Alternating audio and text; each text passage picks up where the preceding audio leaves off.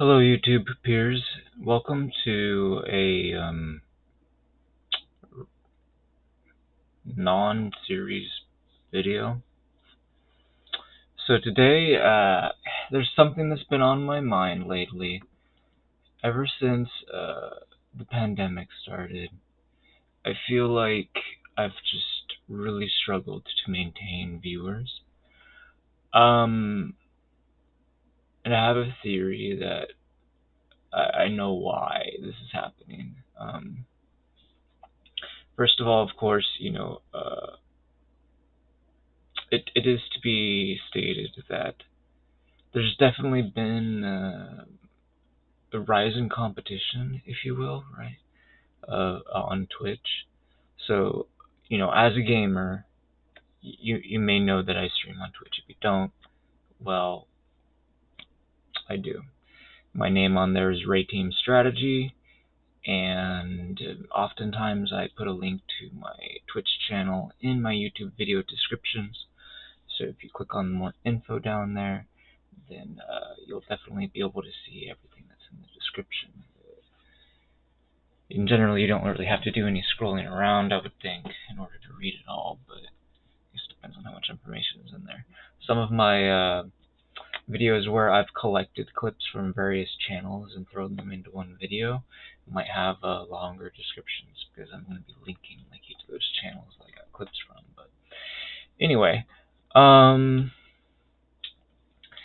so what was I trying to say? So I actually I typed up a script here of my thoughts about what's been going on with perception between me and the people that I communicate with online. And I feel like they aren't understanding who I am as a person. Unfortunately, it's difficult for me to talk about these things. So I'm just going to go through this, and if you guys have any questions, feel free to drop them into the comments, and I'll try my best to answer as many of them as I can. Perhaps I'll do a follow-up video answering the questions at some point. Who knows? So, obviously that can't happen if I don't get questions, so it's up to you guys to appreciate the video enough to do that. Alright, so moving forward, my story. So I've had a broken home, and a lack of good eating while growing up is the first statement here. Yeah, so while I was still a teenager, my parents got a divorce,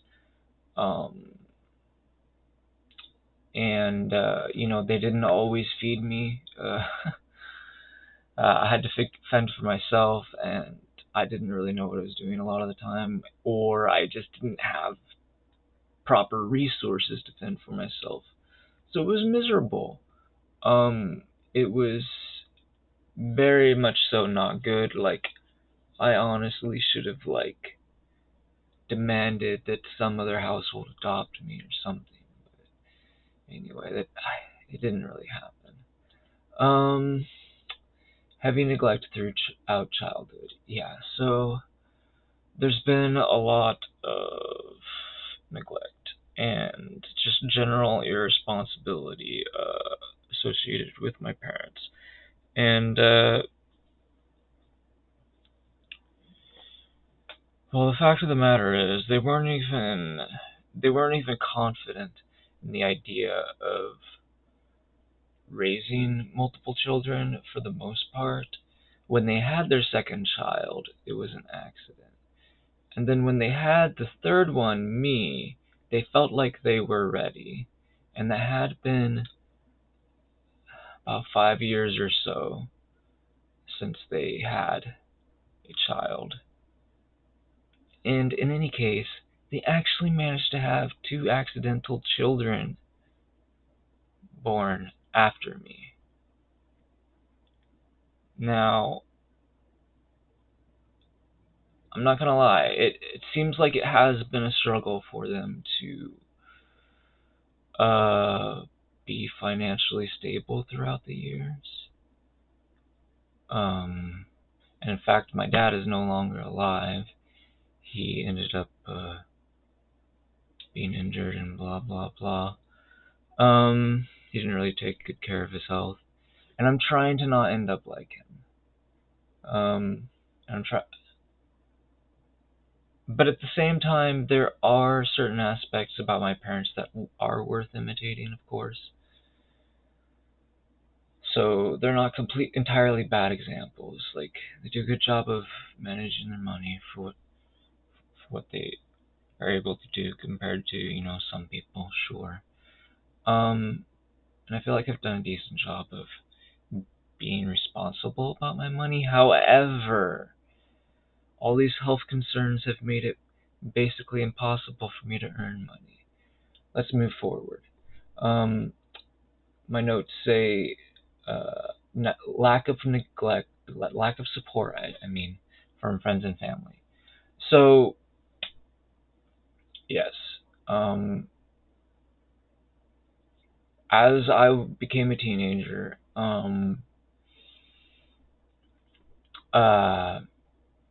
I really didn't get good advice, basically. I didn't get people understanding what was wrong with me. I didn't get people with pure motives communicating with me, I want to say. That might sound a little harsh, but I do firmly believe it's true. Anyway, moving forward, had no home and stayed with people under contract where I could only stay temporarily. So bear in mind, I am not an adult yet. And not only have I had a broken home, but I've also felt the experience of not even having a designated place to sleep, and go to the bathroom and eat and so on. Like, think about this for a moment. And obviously, all this while as a teenager, I have to wait before I can even get a job. Okay, like this all started way before I had a job. I got my GED when I was able to in 1999, which means I was about 16. And well, uh,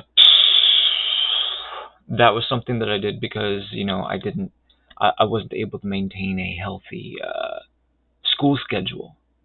Going into grade 7, things became harder. I had to get up earlier. There was like physical education. You had to do a run every Friday at the beginning, and that was a nightmare. Like, I generally didn't even have breakfast before I did that. So, yeah, there was a lot of problems in regards to that. Where was I with the notes?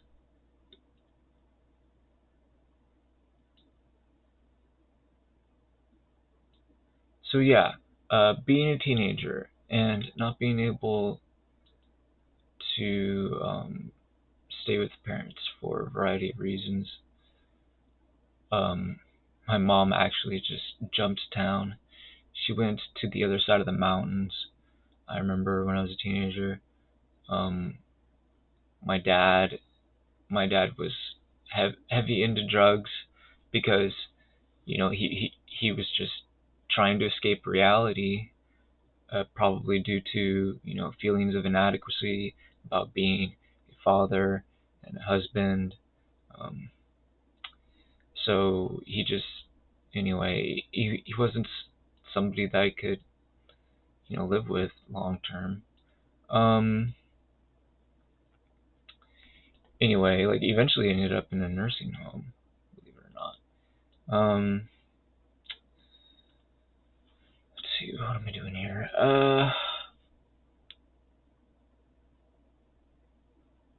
So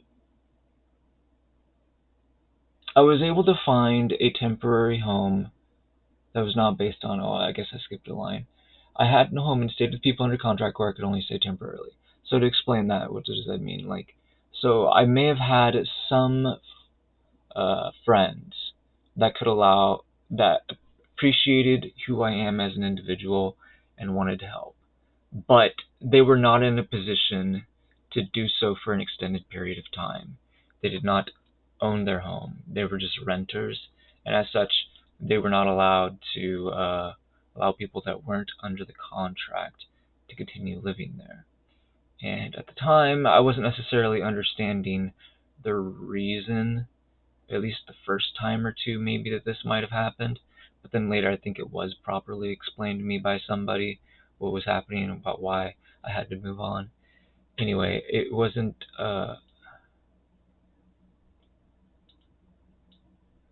One thing that ended up happening was um, one of the first people that I was staying with, groups of people that. Oh, no, no, I don't know. Man, I don't even know what to talk about.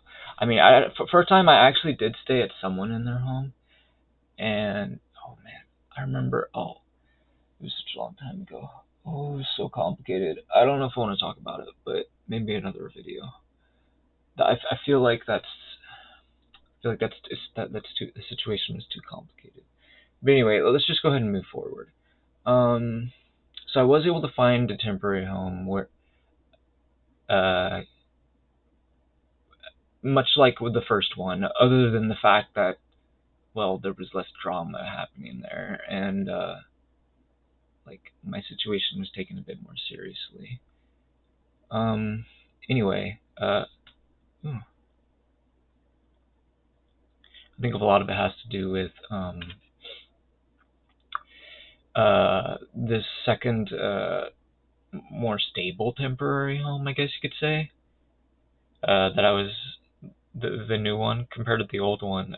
The people that were there that were providing it, they were more active as spiritual thinkers, I guess is what I would want to call it. Um, I do have uh, spiritual beliefs of my own, like anybody, like any human being. Whether people want to admit it or not, they have those. And sometimes members of the community aren't always on the same page in that regard. Anyway, but these people, they seemed like they were. Obviously, they were too busy in general to provide me with, tons of support in general, but I was grateful for what they were able to provide. Anyway, um, so I was able to get a job, and I got a job right in the heart of the big city. And this was appealing to me because at the time I was very curious, and I figured I'd have less trouble commuting to foreign language meetings by moving there. And these foreign language meetings were typically spiritual in nature. Um, for those of you that are curious.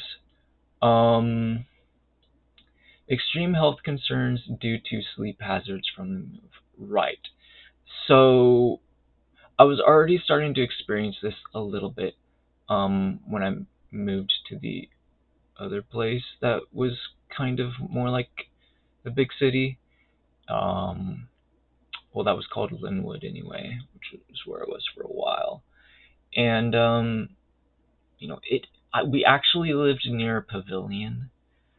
So at certain times throughout the day or night or whatever, there would be quite a lot of screaming. We also lived near a fire station. It was very, very close, actually. So if there was an emergency, yeah, we would hear the alarms. So, my sleeping ability, like, probably wasn't the best during those times, but it got worse. And so my body started to adapt. So this was really interesting. I yeah. So So the next line reads, extreme health. Wait, no, I already read that. Okay. And then it says, inability to maintain proper health due to not understanding dietary needs. Okay, no, we're going a little too far. So let me explain this a little bit better. In 1 year, yes, it was this one. In this ear, because I would lie on my right side. So in my left ear, my body, what it did was, it literally turned down the hearing power of that ear because it was the one that I was not lying on while I was sleeping in the big city. So my body found a way to actually be able to go to sleep without excessive distraction, nervous system rattling, whatever you want to call it, that ends up waking somebody up when they hear loud noises in general. Seattle has been and presumably still is an incredibly noisy place. Even just the traffic while being on a hill is not okay. Like the volume level is too high. And then there are other horrible sounds in Seattle. I I feel like that's a video for another time. I could go into that for like an hour or two about some of the stuff that was going on that forced my body to do this to me, to make me go partially deaf in 1 ear. Like I'm not even joking. Like on a good day, like my ear was hearing at about 40% the hearing power that my normal ear was. So anyway, uh, moving forward, uh,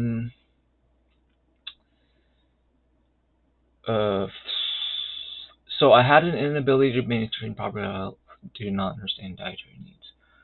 So we'll get into this later, but I have a lot of health conditions, and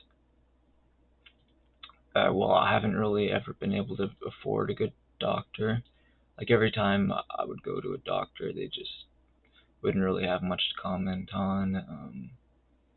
Maybe they don't ask enough questions or something, so they don't have enough information to be able to diagnose anything. I don't know. But anyway, and a lot of people are just, doctors because, well, they need to make money, not because they're actually any good at their job. And that's going to be the case in a lot of fields. There's going to be a lot of professions that are like that. Although the health industry, at least in the United States, is there's definitely like the average person that works in the health industry, they have no idea what they're doing. I can guarantee it. But anyway, moving forward.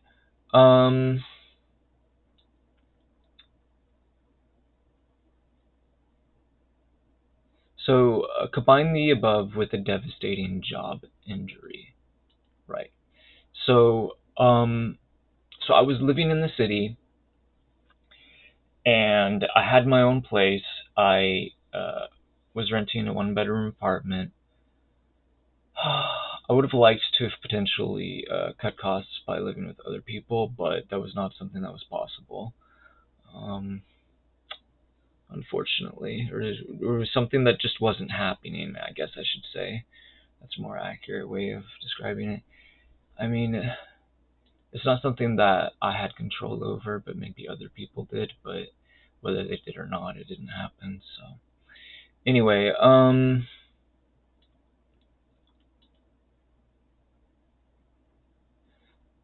and so while I was living there, eventually I had a really messy job injury. In fact, before this, I actually had uh, another injury, believe it or not, which may have helped this job injury to happen. So, I actually have this horrible story that I don't even feel like mentioning. But I had a problem with my leg because of a traffic accident.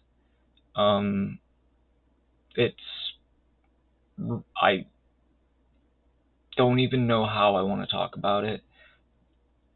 but it's going to have to be a story for another time. Anyways, the reason why this even happened in the first place was because of one of those lines that I said earlier: lack of support from friends and family. If I actually had that support, I wouldn't have been injured in the first place. Just throwing that out there. Okay, moving forward. Okay, so the job injury happened.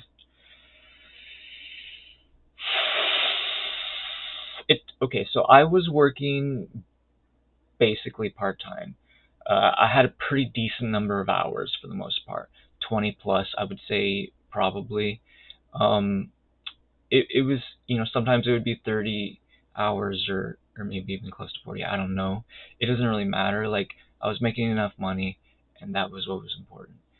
Anyway, um, I was kind of struggling quite a bit with my health because I'd already sustained an injury, and I think for the most part they have cut my hours because they knew that I couldn't keep up, and that's fine. But there are other things that happened that have absolutely not been fine, including things that happened after I got injured, also including some things before that, but that's definitely a discussion for another video, and it's not even something I'm particularly concerned about because it's stuff that happened afterwards that really screwed me over. And I'm sure you guys can guess at some of those things. You can just like Google some stuff on YouTube, injuries and people getting abused by companies and blah blah blah. Anyways, um, so yeah, so I just wanted to clarify that I was a part timer for you at the time, just to make sure that you understand this next thing that I'm about to say. So I had a partner that I was working with for this job. It was a two-man job, and my partner was basically working overtime according to his schedule to do this job with me. So I just feel like that gives a little bit of context as to why it made an error and was therefore responsible for my injury. Obviously, he's not the only one to blame. I'm at least partially to blame, but the majority of the blame falls on him for what happened. And worse than that, he actually had an unfortunate reaction to the realization that I am hurt, or that I was hurt at the time. He, I literally needed his help to stop being hurt. And his reaction was that it was funny, and he started chuckling within himself. And that just used up a lot of time that could have been used to help me to not be injured as much. But anyway, and the funny thing is, remember after I ended up having to leave the company of associates, or whatever you want to call it, the work associates, after I ended up losing my job because people were not being humanitarian like, let's just put it at that.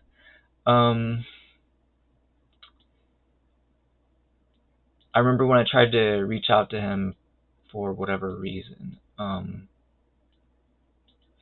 he just wouldn't respond, probably out of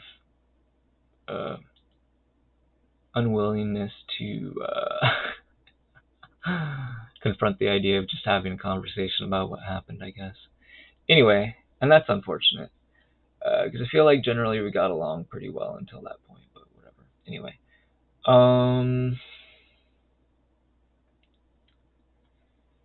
so where were we? Oh, devastating job injury. Okay, so no financial support from others. Lost home multiple times over some years. So, obviously I didn't have a job.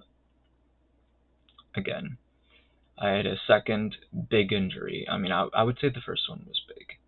It wasn't particularly noticeable, and I think a large reason why that was because my nervous system wasn't doing well in general. and there's a wide variety of reasons for that. It might be a little bit more understandable as I go through some of these problematic health conditions. Actually, I'm sure it will be, but we'll talk about that in a little bit. So yeah, I ended up having to move out of the big city. I Well, anyway, I ended up moving in with my older brother at some point or another. I remember when I was on unemployment or something like this, or even just like working, like getting less money because of having to accept like a physical labor job or something like that. There was a variety of times where I actually asked friends and family for help and I just didn't get any. Like, uh, staying at the apartment was difficult, but I continued to do it because I didn't really have anywhere else to go. Eventually, I couldn't stay at the apartment anymore. And when I couldn't, that's when my older brother allowed me to stay with him. Like, when he felt like he had no other choice, like, from a spiritual perspective, I guess. Like, that's how low his spiritual feelings go, I guess. I don't know. Anyway, so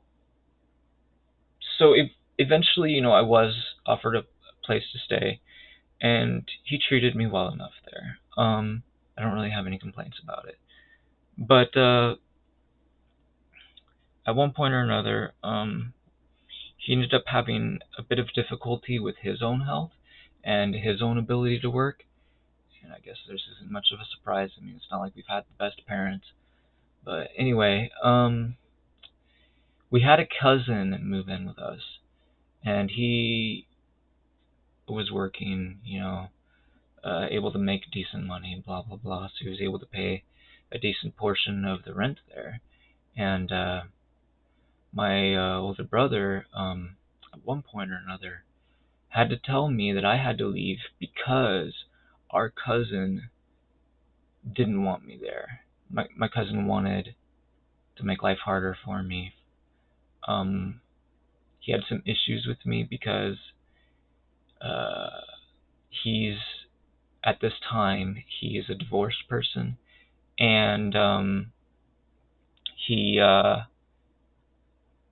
he resents me for, I guess what people might call like a beta or something. He's like an alpha male or whatever. Like he's able to get married to a woman because he's cool or whatever. Anyway, and so he despises me, and I think that's a large reason why. Um, he just wants to abuse me. Anyway, and so he managed to just give my brother an ultimatum, and my brother was like, "You were him, huh? Okay, I guess I have to choose you because you can give me money so I can continue to stay here."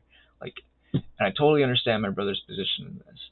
And anyway,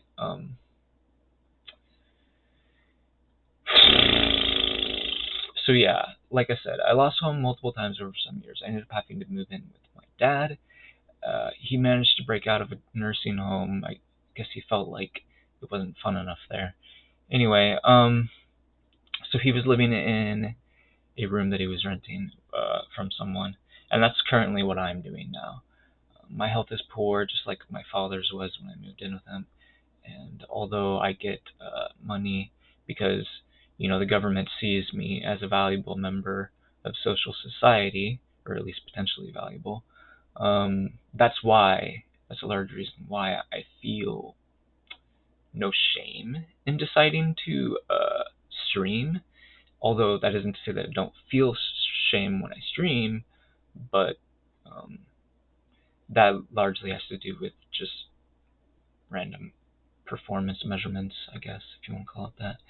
Anyway, that's not really what this stream is supposed to be about. It's not supposed to, I mean, not stream, YouTube video. It's not supposed to be about disappointments about online. This is supposed to be about my real life um, that we're talking about here, so you guys can understand more about me. So I'm not gonna get too much into that right now.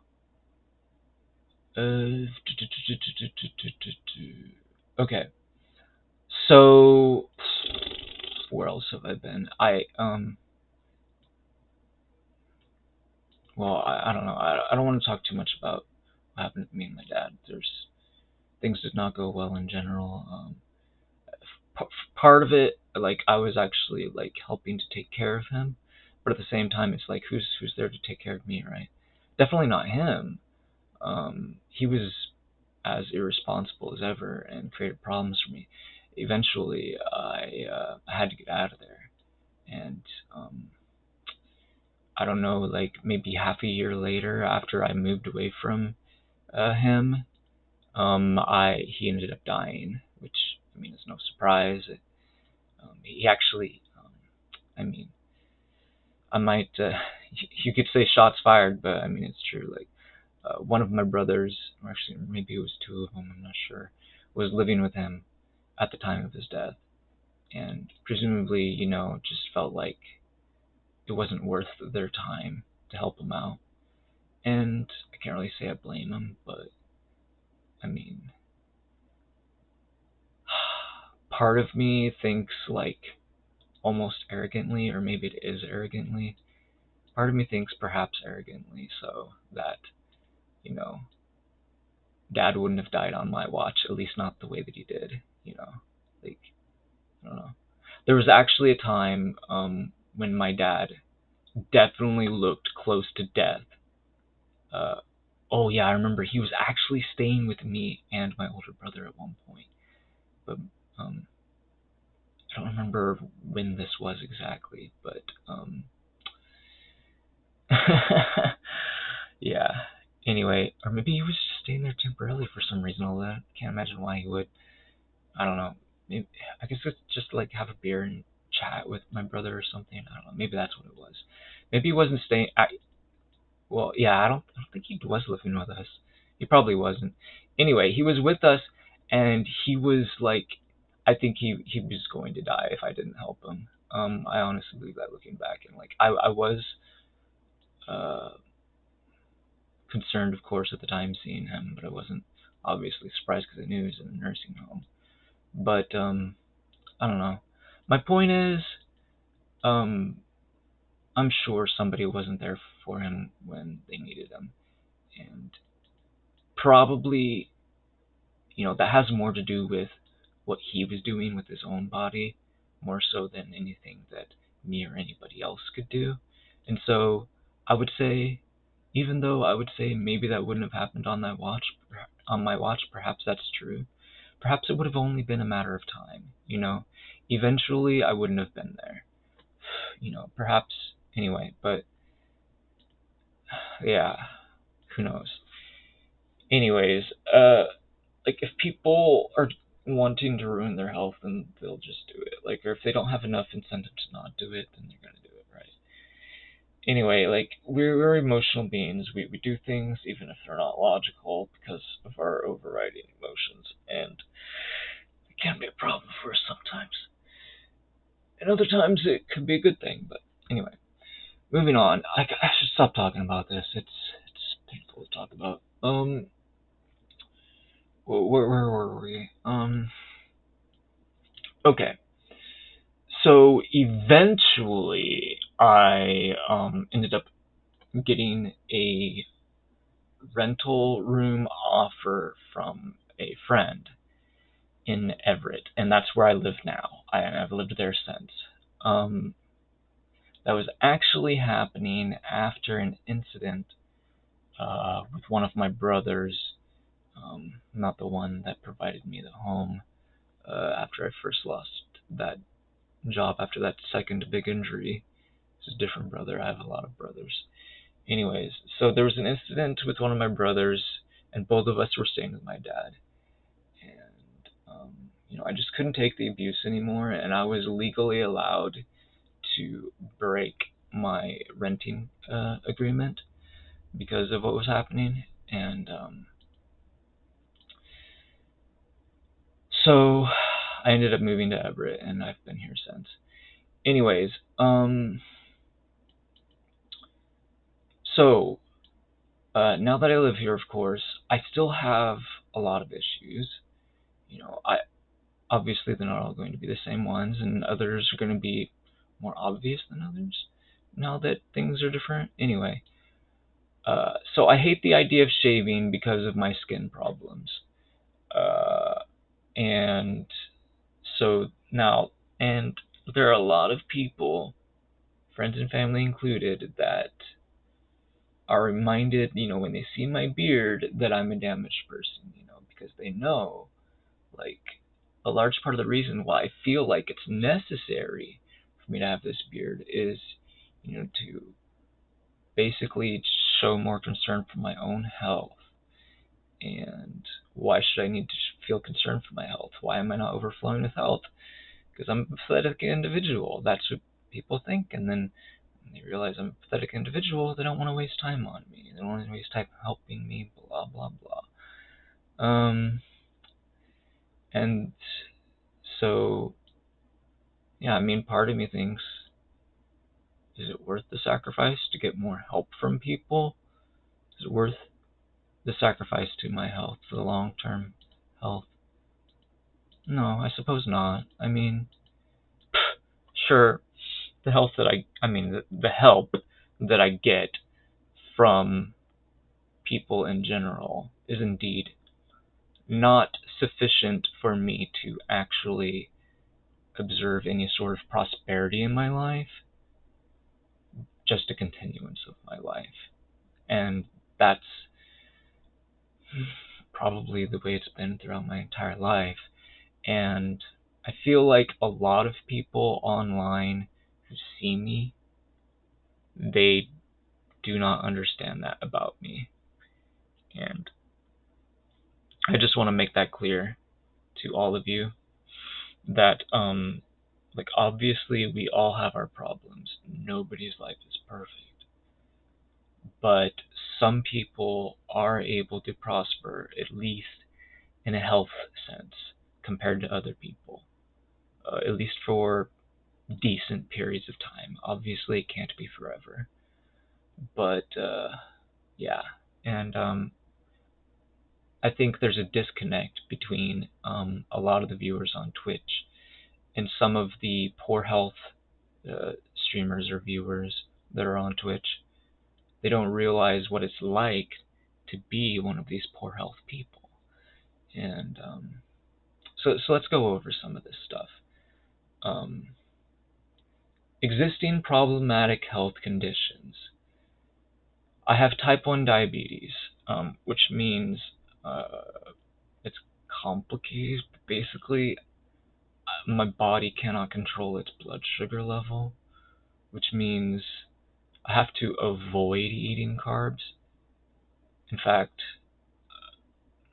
as far as medical science is concerned, I should probably be taking insulin injections regularly. I'm not sure how regularly, but I don't take them at all. Anyway, it's taken me an extremely long time to confirm to myself that I have type 1 diabetes. There's no doubt in my mind that I do. Unfortunately, people do not talk about type 1 diabetes much, if at all. People probably don't even know very much about it generally. People don't suffer from it as often. Okay, here's what I think. I personally think type 1 diabetes is more dangerous to have than type 2 diabetes. Maybe that's me trying to toot my own horn about how well I take care of myself despite maladies, but I don't believe so. I think the reason why it's the type 1 diabetes is because it was the first identified form of diabetes because it's so dangerous. I think that's a reasonable theory to have. Regardless of whether it's true or not, doesn't really matter. We're just going to go with it and just, I don't know. That should add some context for you guys, I guess, as to why it's called type 1 diabetes, even though people don't talk about it as much. So yeah, this makes sense because type 2 diabetes is more common. So it's more common, but it wasn't identified as quickly because it wasn't considered a problem as quickly, because obviously it's not as dangerous. Anyways, so type 2 diabetes is experienced by more people, and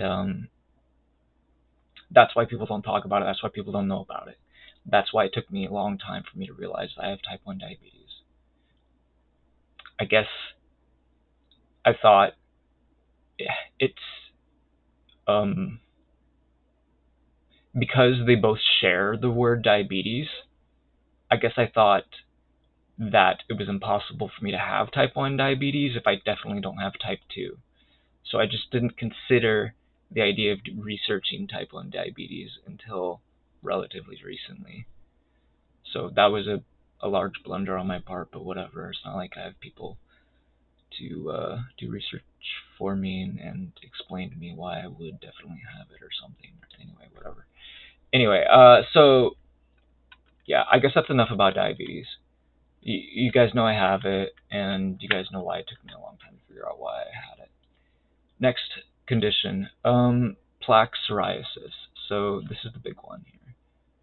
So I'm red here. This is probably, it could be a bug bite or it could be plaque psoriasis. I'm not sure. Doesn't matter. I definitely have some psoriasis right here. I can feel some, like there's some plaques here. Some plaques here. It's white. I don't know if you can see this or not, but you could scrape it off because like the skin is dead or whatever. I don't know. And I get a lot of dead skin in my ears. Doctors or whoever that looks in my ear, for some reason, they sometimes think that my dead skin is earwax, but it's actually psoriasis plaques, or grounded up, um, dissolved psoriasis plaques or something like that. I don't know, whatever you want to call it. I don't know why they call it plaque psoriasis in particular, but it doesn't really matter. But the point is it covers up like the actual alive skin, right? So I guess they call it a plaque because it's kind of like it's like the disease's way of decorating on your body or something. I don't know. So basically, what happens with psoriasis is it's an immune system. It's an immune system corruption of sorts. I don't know why people call it an autoimmune disease or whatever, but anyways, I'm not sure if like.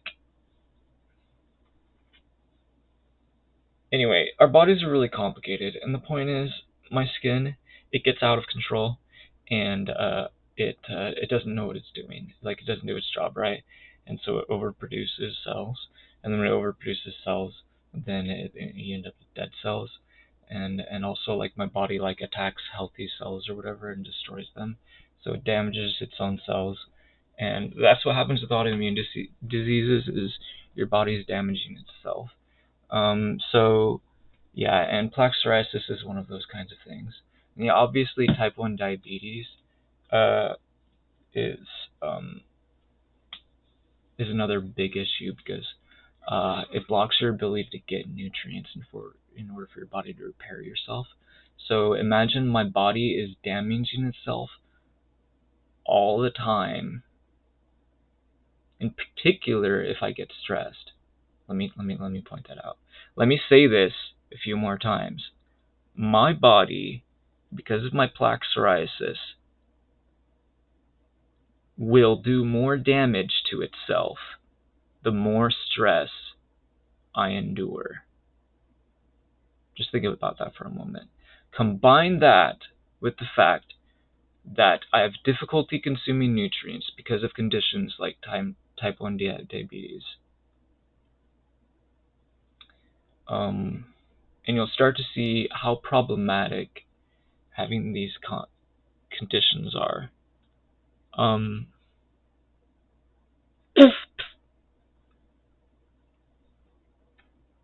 Anyway, plaque psoriasis causes a variety of problems. Because it actually kind of causes my skin to draw more moisture from the body to then repair itself after damage has been done. This leads to unexpected extra dryness or whatever you want to call it. Like if I try to go to sleep, for example, then my body's gonna be like, okay, well we need to repair the skin, and then when they do that, they're like moisture from everywhere, Spirit Bomb Goku like thing. You know what I'm trying to say from Dragon Ball, whatever. Like the skin like pulls the moisture from other parts of my body, so this could result in dry eyes and decreased eye performance. So I could literally get physical eye lag because of my skin just drawing too much moisture from my eyes. I might talk too slowly, and this might be because, you know, like I don't have the moisture that I need in the various organs that are required for speech. You know,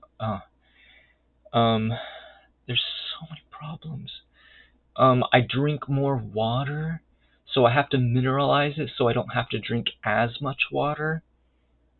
And then when I drink more water, that results in more work for my diaphragm than the average person. Okay? So, and then the diaphragm is in danger of getting fatigued. And then if the diaphragm is in danger of being fatigued, then I have difficulty being loud on Twitch. I know a lot of male streamers are very popular because they're loud. That loudness translates into excitement, whether it's enthusiastic loudness or acting loudness. It doesn't matter. It's viewers eat it up because they still view it as excitement, fake or real. And my excitement, it can be loud, but it's not particularly often because I'm just trying to take care of myself. And this is kind of a sore subject for me to talk about, but that's one of the things that I should definitely mention about my online life. Okay, moving forward, where were we? We were talking about plaque psoriasis. I feel like I've explained enough about that after I mentioned the diaphragm thing. Colon problems such as irritable bowel syndrome, life-threatening constipation, and so on. I can't remember what some of the condition was, but it was similar to irritable bowel syndrome. Anyway, so yeah, where do I want to start with this? How do I explain it? I don't know. I don't know if there's anything to explain. Like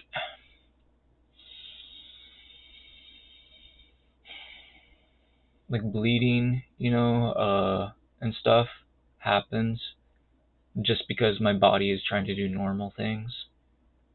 That's not something that you necessarily want to admit to people very often.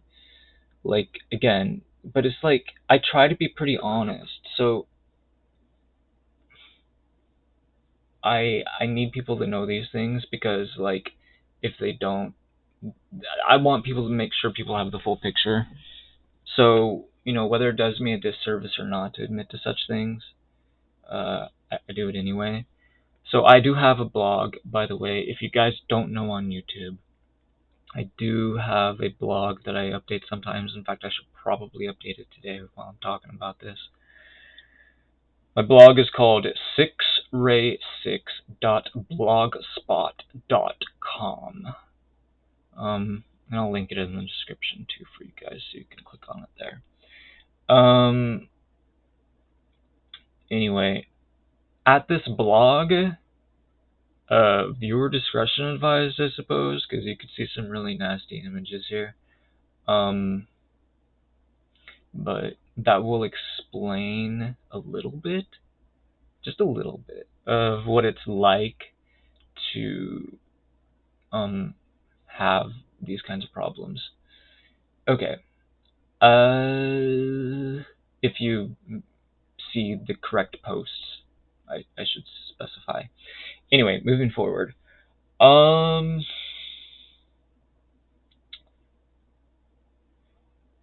Typically exhausted nervous system due to many years of chronic pain, which downgrades my ability to date. This is a big one. This one's huge. Like, I cannot stress how big of a deal this is. Okay. So you could say I'm love shy, and I think a large part of the reason why I am is because of faltering nervous system situations. I actually try to eat a decent amount of spleen happy, digestive happy fat. So I might, now that I'm talking about this, I might try considering eating a wider variety of healthy vegetable fats. One of the vegetable fats that I started eating recently was cacao, right? Just the white stuff, like no caffeine in it. It's just the fat or whatever. It's like cacao butter. Yeah, yeah. And it's pretty it seems like it's helping my health a lot. It gives me energy, blah blah blah. Anyways, what am I trying to say?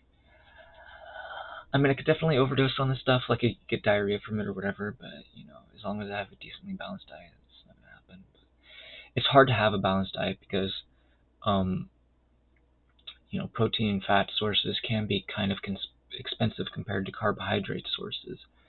And I have to limit my carbohydrate intake because of my type 1 diabetes.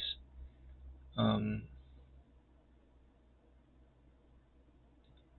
so it's, I can eat things that are good for my nervous system, but then my other body systems might fall behind a little bit, like my digestive system, for example, or just like my muscles in general because they don't have enough energy or whatever. Anyway, yeah, it's like I can't exactly like buy the best food and just eat it like however many times a day I need to.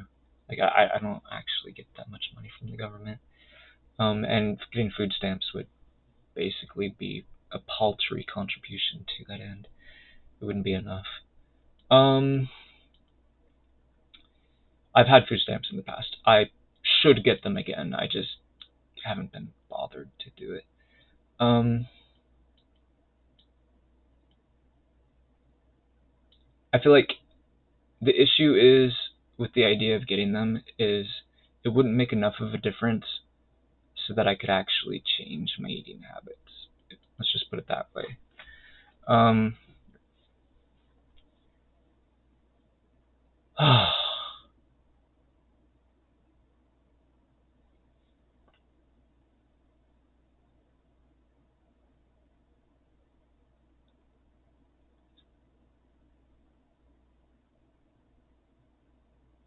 okay, yeah, so I did write down in these notes inability to eat most prepared foods and have to cook for myself, which soaks up time from other things. Yeah, so cooking for myself is a necessary evil. Um, Ideally, a cook would prepare food for multiple people and they could take turns cooking, right? So depending on however many people there are, the cooks could just take turns, and that seems, time efficient, I think is the right way to call it that. It's like if you needed a watchman, for a place, and there was like, I don't know, say 4 of you there. You could have each person watch the place, for a quarter of the day. That's 6 hours. This is just an example. So a cook, if there's 4 people, they only have to cook a quarter of the time in theory if they all take turns properly. Obviously people aren't always going to properly take turns, and they could put strains on relationships, blah blah blah, whatever. But that's not what this video is about. We're not talking about that. But anyway, I do have to cook for myself. There is something that I've brought up before on stream that I haven't really talked about here on YouTube. Is cooking for myself is not the easiest thing, actually, considering my circumstances. So believe it or not, when I first moved here, I actually had that home to myself. So I had free reign of my own kitchen. Now I don't. So I've conceded my kitchen to the other housemates because, quite frankly, I can't be bothered to use the kitchen because it's always so insanely messy that I feel like I would literally have to clean up the kitchen before I could prepare anything. Okay? And let me clarify something. When I lived with my older brother, my cousin tried to make a claim like this, like, I need the kitchen to be clean when I get home for the weekend because elsewise I can't prepare anything. Like, that's a good excuse to get me to clean the kitchen, sure. And honestly, I don't mind doing that. Considering the kitchen wasn't really that messy, generally speaking. Like, it was something that I could, physically do. It wasn't necessarily something I always wanted to bother with, but whatever. Now, this place where I'm living at, though, oh, the horrors. These people are so much messier than my older brother was. It's an absolute nightmare. I, I'm not even joking. Like, if you straight up go to the restroom, you use the toilet, let's say you don't flush, someone goes in and has to smell it after a couple of hours. That's a pretty bad smell, right? If it hadn't been flushed for that long. If there are worse smells in the world, which there are, imagine them existing in your kitchen. That's what it's like to live here, and that's why I don't use my kitchen. I can't be bothered to clean up every time I want to cook myself something to eat.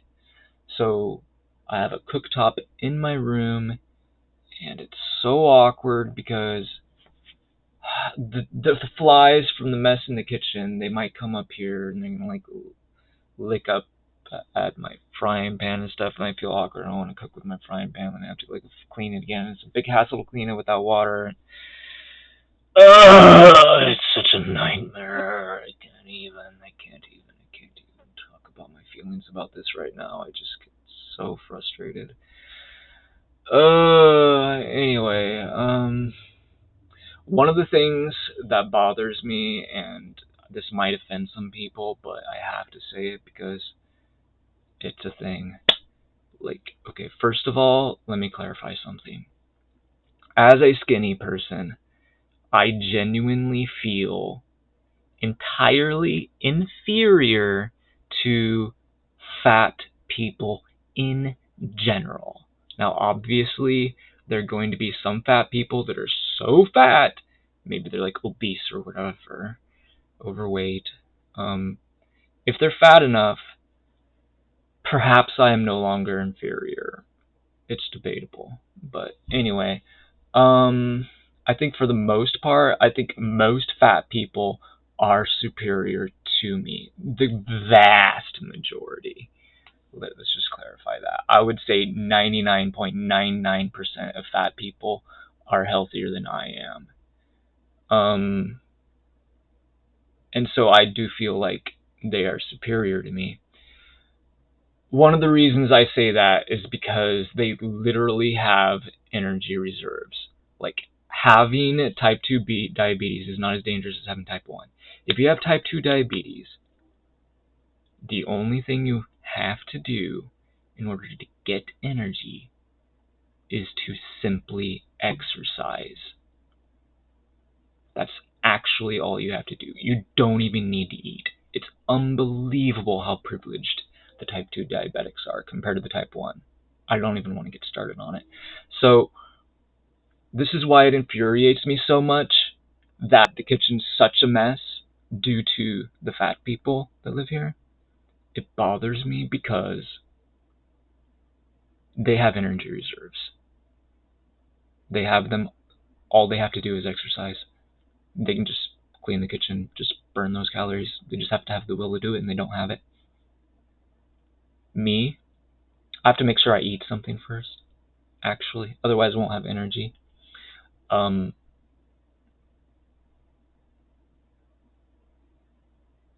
Do you see the catch-22 here, or whatever you want to call it? Like, I can't clean the kitchen because I haven't eaten anything.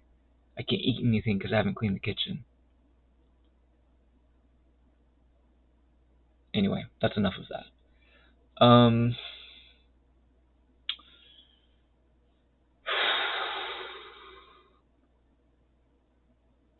Diaphragm sensitivity, or solar plexus, if you will, if you want to call it that instead. Due to many years of not supplementing my diet to help my muscles, makes it difficult for me to even be loud. Right. And so I kind of briefly brushed on this earlier when I was talking about something else. Yeah, so your solar plexus, that is like below your stomach, I believe, or something like that. It's very close to like your urinating center and all that. Your diaphragm is basically responsible for a wide variety of things. It allows you to raise your voice. It is the reason why you're able to do that. So people might say speak from your solar plexus or something like that. That's what they're referring to, is just make your solar plexus actually participate in like talking or singing or yelling or whatever it is. Anyways, what was I trying to say?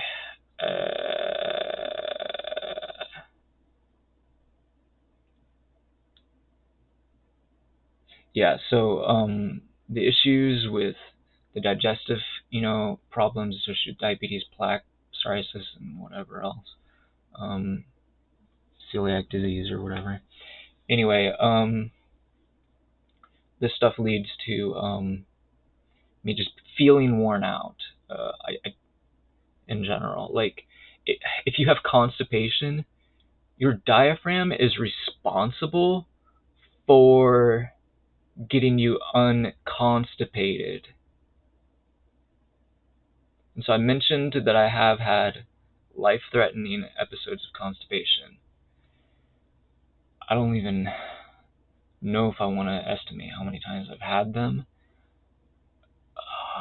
I want to say it might be close to about 20 or so. I'm sure it has to be over a dozen. It might be even more than 20. I'm not sure. But how many years has it been since I've had life? I'm not sure, but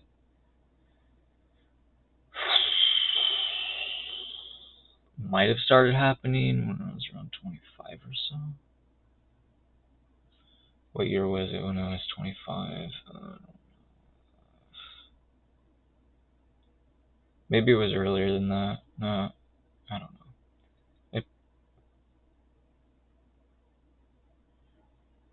Maybe it was when I was like 26 or something. Anyway, I'm getting pretty old right now. I think I'm like 35 or something. How old am I? No, I'm like 38. Anyway, yeah, I'm like 38 or something like that, or I'm like 37 and a half. No, I'm 38. Anyways, yeah, I'm old, dude. Where was I?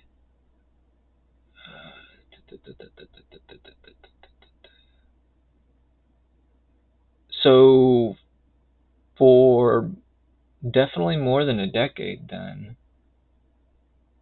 Yeah, because if I was 25 or 26 or something like that, so yeah, I've been like at least 11 or 12 years since I've been, I'm sure it was around 25 or 26 I started getting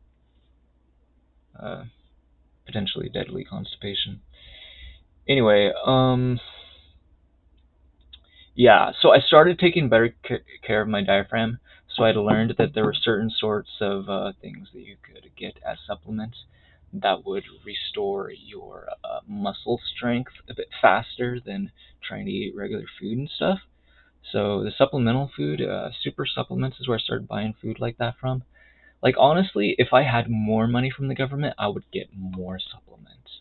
I literally would. I would literally try to uh, live off of supplements, but that would be so insanely expensive. You have no idea the prices on this stuff. Like I could like just eat chlorella or something as if it was a salad or something. Like imagine, instead of just putting one little capsule full of chlorella into like a meal or whatever. Like I feel like I feel like the health system should be centered around supplements. I actually feel like they've been making a huge difference. If it weren't for supplements, I would not be alive today. I can guarantee that. They've saved my life so many times. It's not even funny. Like it's it's it's it's amazing, but like I can't really enjoy prosperity of health because I can't eat as much of them as I would like to be able to because they're unsustainably expensive. Is the key phrase there. Unsustainably expensive. I mean, it's sustainable for the rich people, right? But I guess the rich people aren't concerned about their health. I mean, theoretically, I guess they could probably live longer if they were, but I guess they feel like they live a decent amount of time, so they don't feel the need to try to extend their life further. But I definitely would like to be able to live forever, so regardless of whether or not, we have other means to do it, might as well do our best to just, you know, handle it ourselves. Anyways, so,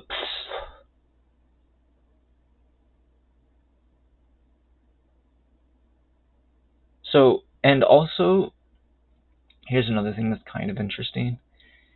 I do feel like I might have some damaged lung capacity due to secondhand drug exposure, such as, like, just people just smoking in the city or whatever, like nearby apartments or whatever. I do suppose that this might be of minimal concern. I don't really know. Like, it's not really easy to run, but I think a lot of people have the same problem. I really have no idea what the percentage of people it would be of, but anyway. But I do feel like this has alienated me from other people. So, yeah, believe it or not, I've had difficulty talking with people just because coffee bothers me. Like, if coffee is served hot, then I can smell it. It's like it's just like minute particles of the coffee that just take to the air because it's hot, and the air can take moisture like steam or whatever. So, and just like air particles, they move faster when it's hot too. So like if you have a smelly trash can, for example, and it warms up, then you're gonna the particles that travel around to be smelled, they're gonna travel faster, farther. That's just how science works. Anyway, that's why if people drink cold coffee, it doesn't bother me. So if you have friends or family that are sensitive to coffee, by all means, uh, drink cold brewed coffee or iced coffee or whatever. Um, if you have to drink hot coffee, try to do it, you know, while not in their presence. Anyway, because it can help. Like like what happens is like the caffeine like overstimulates my body, so it'll overstimulate my diaphragm, overstimulate my skin. It dries me out. It's commonly known that coffee can dry you out. um, Coffee is not by default a harmful substance, but it's certainly toxic to certain individuals because of its various properties. um, it has antioxidant properties. It can be a good way to flush out your system, or a decent source of antioxidants in order to be able to flush out your system. Um, so it's not like its health benefits are non-existent, but it's also important that everybody understands that its health detriments are not exclusive to coffee users. Secondhand coffee exposure is a real thing. People can be influenced by it. I guarantee it. This is not some sort of mind trick that my body has played on me or anything like that.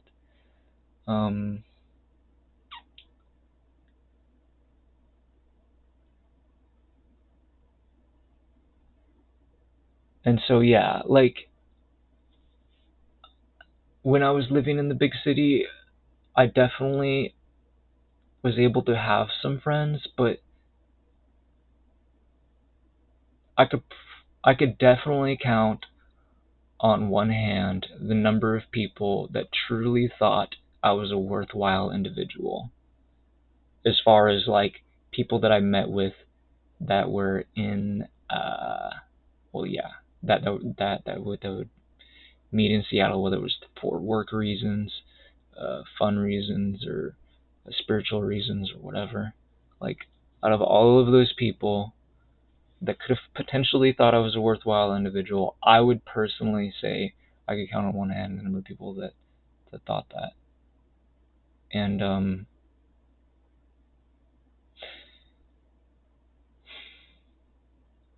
I think I think there's a good reason for this, potentially. Like, I think at that time, and perhaps even now, I would struggle to show proper levels of emotion, I guess. Or, it was hard for me to explain, I mean, to portray, to exhibit. Exhibit's the right word. It's hard for me sometimes to exhibit my emotions for people, um, because of these various issues, like not optimal nervous system, or not particularly healthy diaphragm, because it's like it wants to it wants to stop working so hard, and yet here I am talking online. Um, for like extended periods of time to potentially nobody, but it is what it is. Oh man, I need to stop using cringy sayings like that. I feel like it takes away from what I was just saying. And like, now the only thing people remember out of that paragraph was that it is what it is, or whatever it was that I said. What was I saying? I don't know.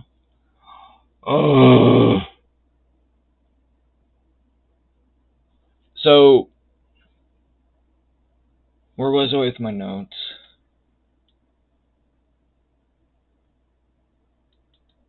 Okay. So, okay, yeah. So I guess I was trying to say, it was because a lot of people in the big city, they liked coffee.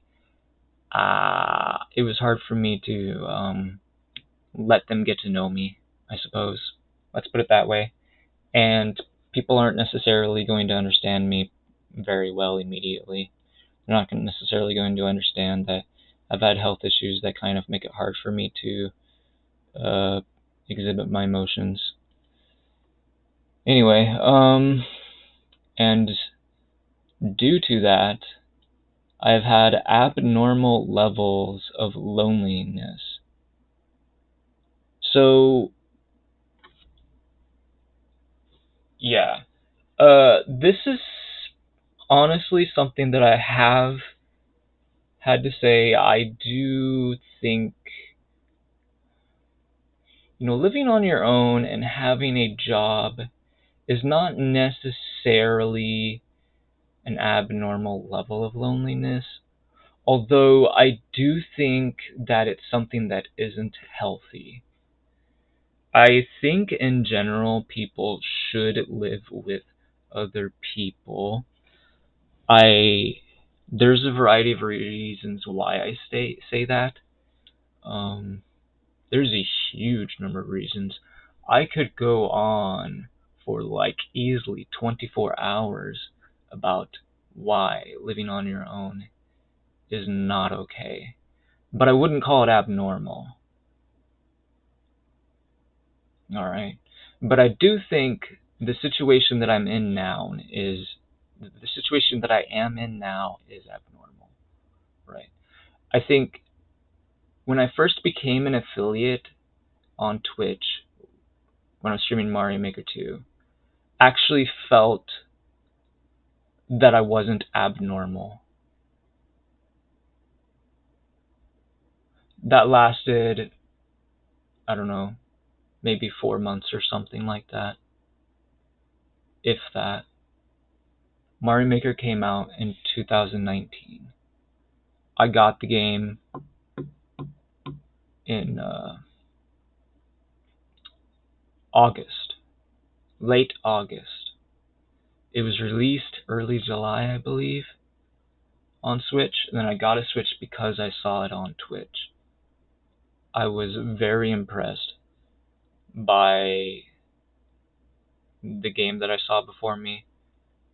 It looked like everything that I could want, you know, to be creative on. And it blows my mind that this game is not more popular than it is currently. Like, I guess there just aren't as many creative people in the gaming communities. If people would rather go play some new game than to continue to be creative and share game ideas with each other, blah blah blah. And that's definitely disappointing, but I don't really want to dwell on Twitch problems or gaming problems right now. My point is that for a period of time when Mario Maker 2 was at its most popular, before the pandemic hit, I actually felt like I was a normal person, I guess, as far as loneliness goes. Like, I was lonely, but I had a normal amount of loneliness, and now I don't. Now my loneliness is off the charts. So I just want to make that clear that, I've been streaming. I was streaming before Mario Maker 2, so I was doing it because I just wanted to communicate with people, both as a viewer and a streamer. That's the bottom line. And I did get an offer while I was streaming Mario Maker 2 to make this into a job by Twitch. Now, obviously, it's, unless you become wildly successful, it's nothing to brag about that you have it.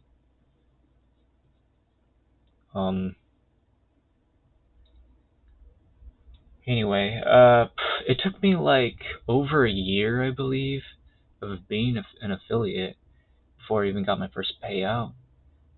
A lot of the money I'm going to get, not going to lie, came from advertisements. So, I mean, Twitch is honestly plenty generous, and believe it or not, you get an increased amount of revenue from advertisements if you are a partnered streamer. And I think that's fair, to be honest.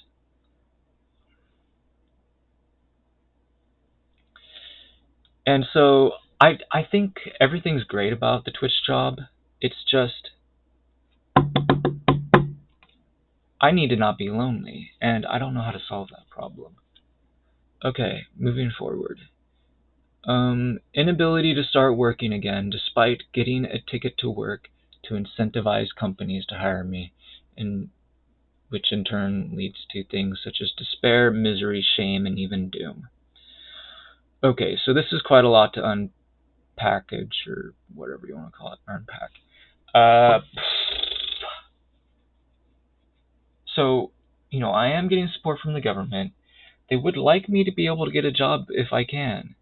Like, companies can, and like, they're not only are they allowed to, but they're encouraged to hire people with disabilities by the government. All right, like, and yet, I guess if you fit the bearded white male criteria, you're not what people want to hire. I feel like it's discrimination, to be honest, as far as as far as injured people or like invalid people, I guess, or whatever. Maybe they're not invalid. I mean, like, I don't think I'm invalid, I suppose. I mean, to be honest, it's not like my contribution is worthless. Maybe it's of low value, but it's not worthless. Like when I do work on stuff, like Mario Maker 2, for example, when I be creative there, when I draw my own emotes. A lot of people have said my emotes are pretty good on Twitch. So anyway, yeah. So it's like, I guess I shouldn't really be feeling shame, but I'm tempted to and sometimes succumb to shame, believe it or not. And I think maybe it's like a peer pressure thing. Maybe I'm being peer pressured by online personas to feel shame.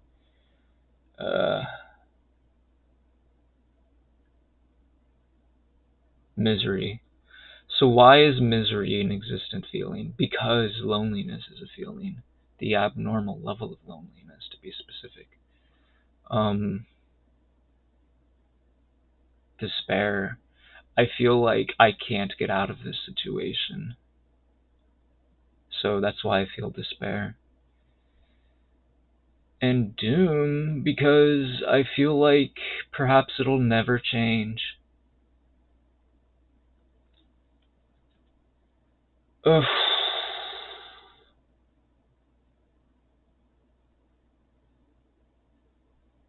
And I know at a very deep level that feeling is untrue. But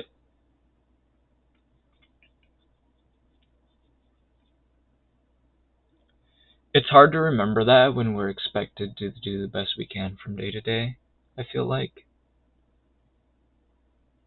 And continuously are disappointed by the results. Maybe I should just change my username to Disappointed Ray. I have thought about changing my usernames many times. And a lot of the time I'm like, why should I change my name to that? That's worse than what I have. I don't even think Disappointed Ray is worse than Ray Team Strategy. I think that actually has a really nice sound to it. Like, it's very representative of who I am as a person. Maybe we will make a name change. I'm rock bottom as a streamer anyways. I don't think anyone will care if I change my name. Although, I guess my emote prefix will be kind of awkward. But that's not that big of a deal because it's fine. Yeah, it really is fine. If people don't have to type out an entire emote, if they wanted to type out the emote, they can just do colon and then start to type out parts of the emote name. You don't have to type out the entire emote name. So, because the colon thing exists, I think, I don't think I'm worried about changing my Twitch name, so I'm going to change it. We're going to change it today. Yeah, and then I have to go through YouTube and change all the links. Yeah, fun, Kappa. Whatever. I guess I'm not gaming today.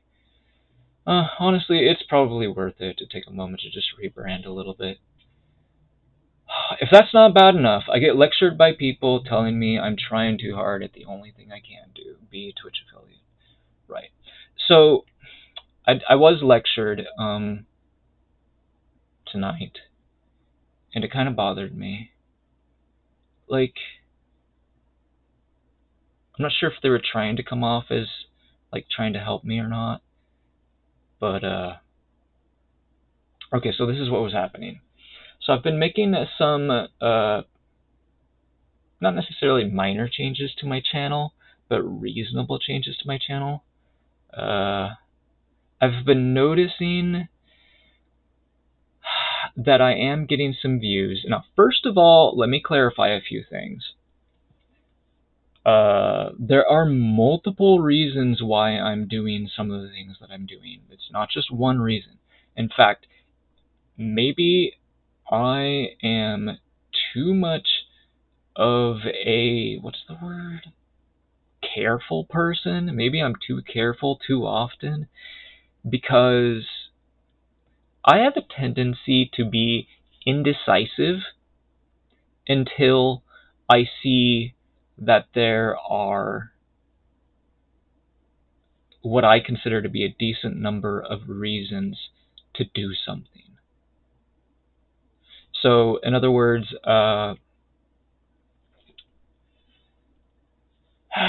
let's say you want to buy, I don't know, rose flowers for your girlfriend. Okay. You might have more than one reason for doing that. You might be doing it because you like the color red, or maybe she likes the color red. You might be doing it because you like the smell of the flower, or she likes the smell of the flower. You might be doing it because maybe you like the touch, the feel of a rose petal, or she does. Um, you might be doing it for ulterior motives, which could be a variety of things. You might have more than one ulterior motive. You might be doing it simply because she asked you to, or somebody else suggested it. And the point is that for me, I would suppose that I require more reasons than the average person because of my indecisiveness before I decide to do something. And I think that's honestly a character flaw. I do believe I am too careful. In fact, there is a Star Trek episode that addresses this particular character flaw. They talk about what Picard would have been like if he wasn't having characteristics that a leader has, blah, blah, blah. Anyways,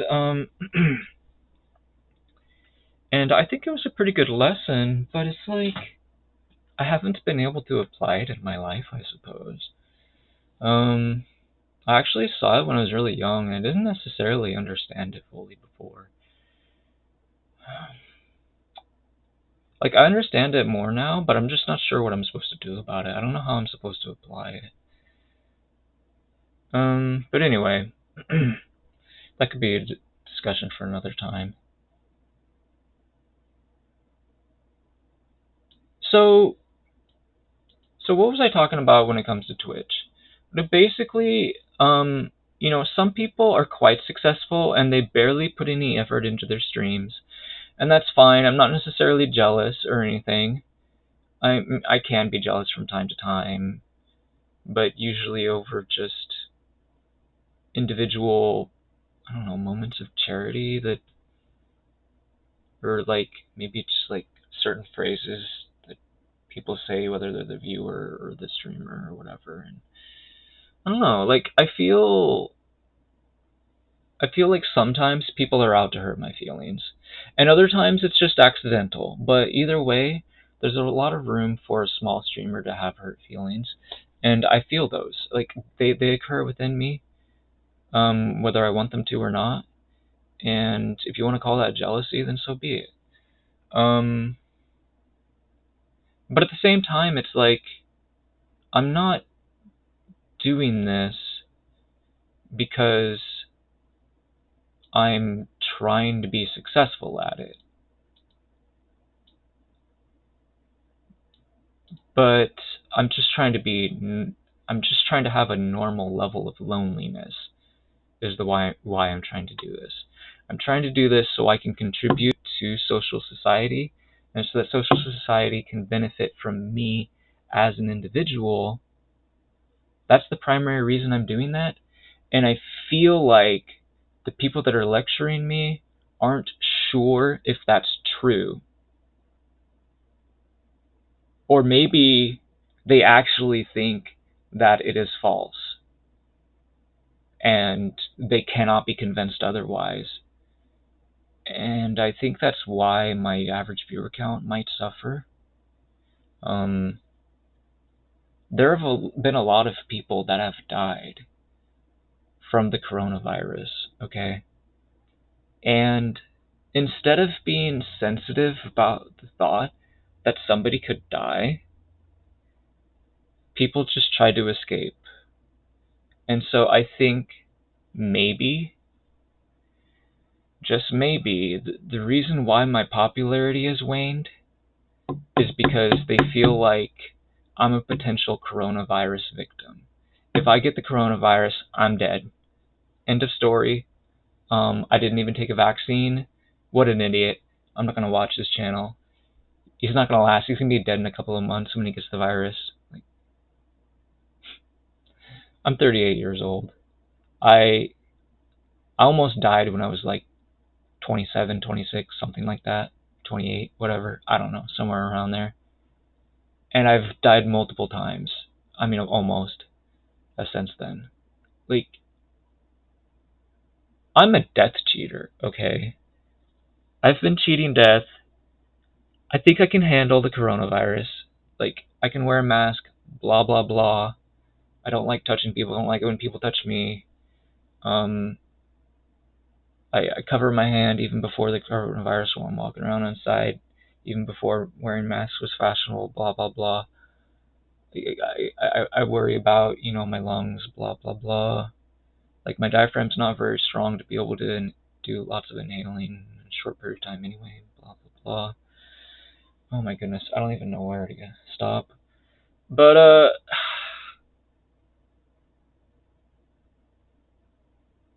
I guess what I'm trying to say is, yes, I would probably die if I got the coronavirus. But at the same time, it's so unlikely that I would get it. And so it's like, why would you choose to just, I don't know. I guess people just don't want to think about bad health. Like, they just want to be around healthy people. And I kind of get it. Like, they don't want somebody, like, I don't know, making their mood not where they would like it to be. Something like that. But I guess maybe there's an issue with people's their hormones, like dopamine and stuff like that. I think that's called a hormone, right? Anyway, and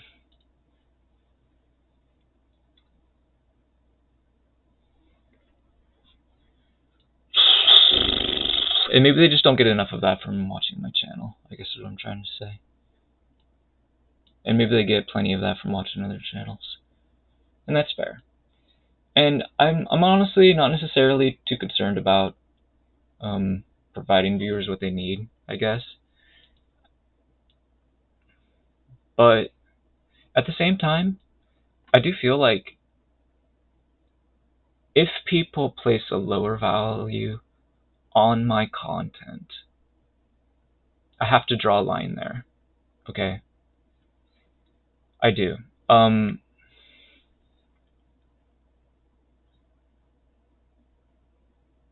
Nobody believes that my content is of less value than their favorite partnered streamer.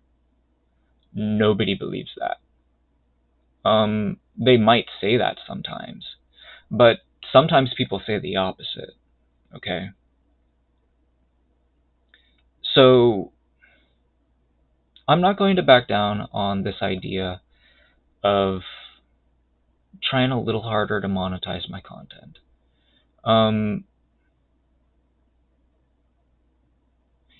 And I do think that Twitch offers acceptable, reasonable options.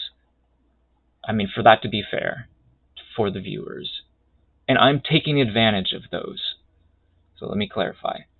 So reruns are one of the ways that I can justify putting my archives on sub only, because I can literally run any archived file on a rerun. Okay? So, if there's any particular rerun you guys want to see, you can literally ask me to run it. And then I can say, okay, this is the time that the rerun is going to happen. You can either be there or don't. It's your choice. You asked for it, and you have to be there at this time. And if they can't make it, they can just wait for the next time. I can offer them a different time for them to watch it. And if they can't be bothered for that, then they can just pay up and just watch whatever they want to watch. Anyways, there is at least a little bit of confusion. I get a lot of people telling me that they lurk in my channel. And to be honest, the viewer counts tell me that they aren't lurking at all. And that's fine if they're not lurking. But I do think a lot of them, when they say that they lurk in my channel, what they mean is they will go click on my past broadcasts and go see what's been happening in the past broadcasts sometimes. I think that's a pretty reasonable assessment of what's happening when they say that they're lurking. They could also be lying. That's a pretty reasonable assumption to have too, but you want to be careful how often you assume that kind of thing. If you assume everybody's lying, then you're not going to be able to trust anybody, blah, blah, blah. But that's a discussion for another video. Anyways, so I have some pretty decent numbers on my VOD counts. Like how many people have seen me streaming, whether I was live or after I was live, on my videos in general. Like, if you compare it with my average viewer numbers, it's phenomenal. Like, I could have like 100 viewers on a video in theory and only have like an average view count of like 2, you know, just as an example. Obviously the numbers can be weirder or more normal than that, but that's kind of typically what it amounts to. If I have like 50 views on a video, then I probably only had 1 average viewer. So I need like 150, I guess, if I'm going to get 3 average viewers. Anyways, so one of the reasons why I felt like it was absolutely necessary for me to enable subscriber-only archives is I feel like this is potentially a way of confirming some numbers, if that's even possible to do. I'm not even entirely sure if this is actually going to get the result that I want. But what I'm trying to figure out is, if I make it subscriber only and we have 0 subscribers, does that mean then the viewer count is always going to be, after it's been recorded, you know, after the stream's over, all the views are done? It's not going to increment anymore. Is that what this means? Because people literally cannot go back and watch the past broadcasts. So that's one thing that I'm trying to figure out. And so I might alternate a little bit between subscriber-only archives, but it's going to be for testing purposes, not for long-term purposes. Anyways, but yeah, this was one of those things where I did not make this decision lightly. I realized that there were a lot of reasons why I would want to do this. And one of the reasons is simply because people are placing a lower value on my stream. They don't believe it's less valuable, but that's not the way they behave, is my point. They behave contrary to how they believe. And that's unfortunate. But it's just the way it is. And the only way I could do something about it is to tell you guys that it's happening. I could, so Anyway, yeah, I'm offering incentives for people to actually be live viewers, okay? So, here's the thing.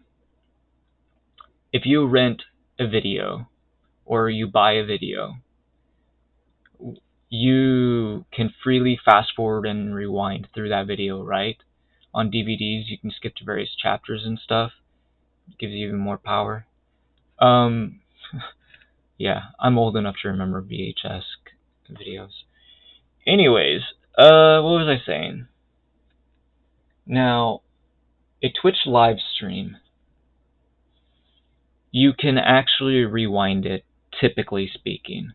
But when it's set to archives for subscribers only, now you're going to have to pay to be able to rewind the stream. And the same goes for fast forwarding. So when people say they lurk in my chat, they probably are doing a little bit of fast forwarding and or rewinding. I mean, obviously they have to be rewinding, but anyway, because they're going to the past. The reruns allow them to rewind sparingly, right? And it's not even their choice what they're rewinding to. But if you think about it, it's the same thing like regular TV. Like if you want to go watch Star Trek or something like that, back in the 90s or whatever it was when TV was normal and the internet not so much.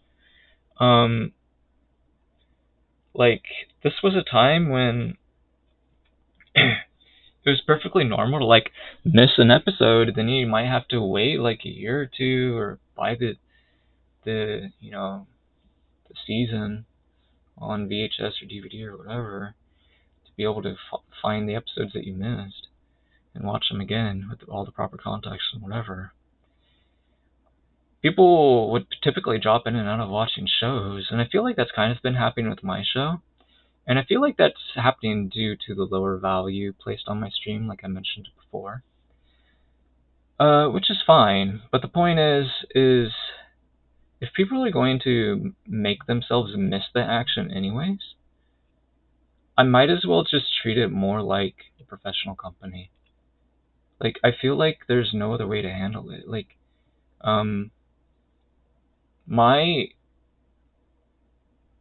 what I have to offer is not interesting enough to people or not desirable enough, I guess is a better way of putting it. So I have to replace that lack of desirability with persistence, and reruns help me maintain persistence. So, like, I'm absolutely all for getting viewers that the only thing they want to do is watch past broadcasts. I really am.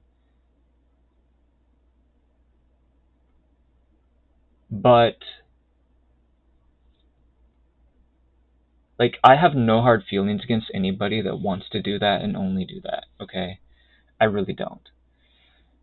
But with that said, the way people are currently consuming my past broadcast content is not detracting from the abnormal levels of loneliness that I feel. Okay? And it's okay if I can never get that back the same way that I had it when I first became an affiliate. Maybe I just have to find a new way to get that back, I mean, obviously I can be a viewer and type to people, but that's not the same thing as being able to talk to them,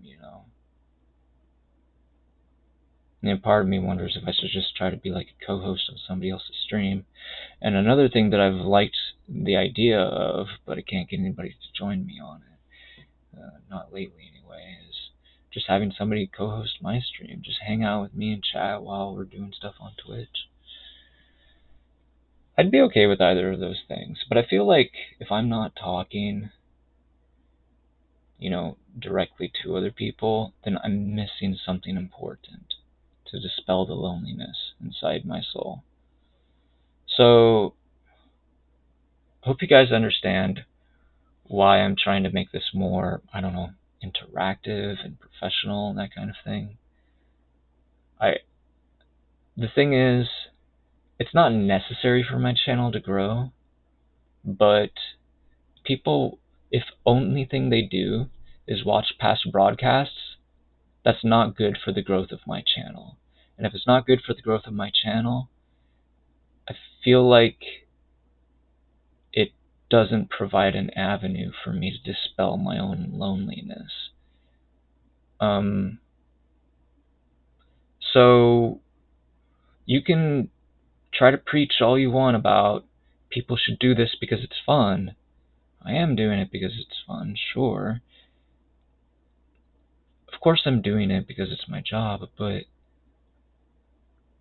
there are plenty of streamers that do a decent job of doing this because it's their job. Okay, let me just say that.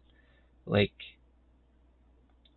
that line that Pwaz told me, yes, I'm gonna call him out. He's the one that lectured me.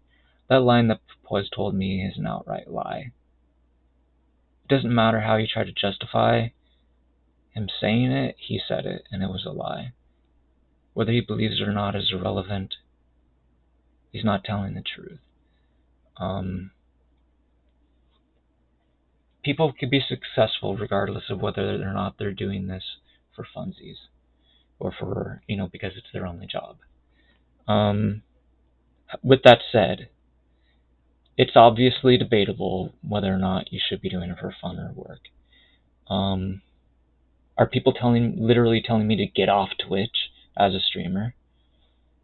I guess they are. Do they have the right to tell me? No, of course not. But they do it anyway. So should I feel offended? Yes, I should. And should I tell them that I'm offended? Yes. Because otherwise they're just going to keep doing it, right? Maybe they're just being insensitive. Maybe they're not trying to be mean. But they are being mean, so. And I need to make sure that that is clear. Okay, so where were we?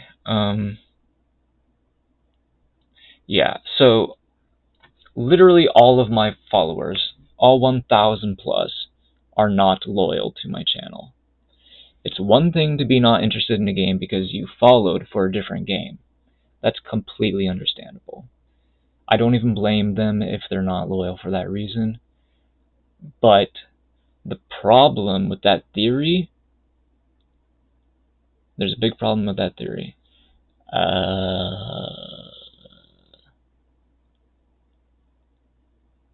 I still pretty much stream every game anyway. Even more so now that I'm starting to do reruns. So I'm going to try to give my viewers absolutely no excuse to not be loyal, right? So, and I think reruns are going to assist in that. So when I say people might not be interested in my stream because I'm not streaming the game that they want to see, well, I've already streamed those, so they can watch the reruns. Granted, they might have already seen those videos. Maybe they don't want to see the rerun, and that's fine. But at least I can give the people one less excuse by doing that. Anyway, okay, so that's something that could happen, and that's unavoidable, whatever. But what I notice happens the majority of the time is people follow small streamers with zero intention of following up on their content to see, okay, what is the streamer like, however many months or years later. They actually have zero interest in returning, even though they gave them a follow. Like, what do they think that follow is going to accomplish? All you're going to do is get +1 spam email, each time they stream. Like, what? Do you like spam that much? Nah, they probably turned the notifications off. It doesn't really matter either way. It's still ridiculous. Like, you're just a +1 that a completely meaningless +1 that nobody cares about.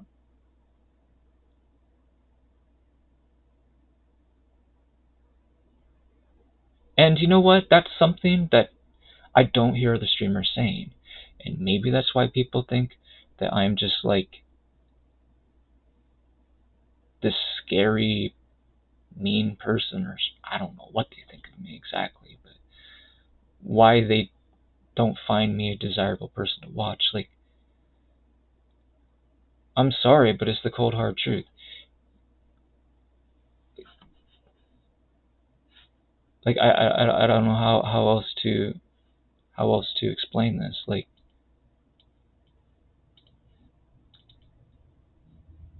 if I go to my creator dashboard and then, well, I'm hosting somebody right now, but it's not relevant. Yeah, they're playing Starcraft. Let's see, where were we? Wait, no, that's me. What am I saying? That's my rerun. I'm an idiot. I forgot I actually removed that person from my auto host list a while ago. What was I saying?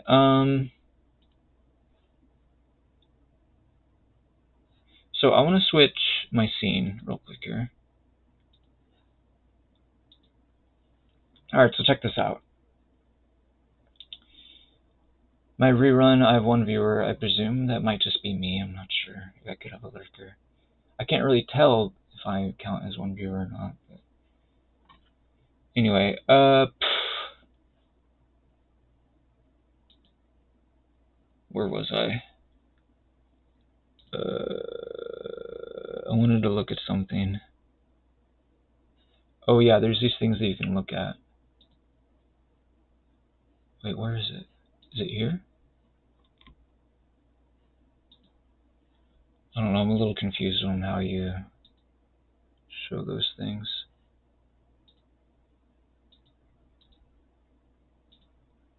I can't remember how you add more things to this. There was more things here, but I removed them, but I don't want to add them back now. I just can't remember how to do that. I guess I could do edit stream manager.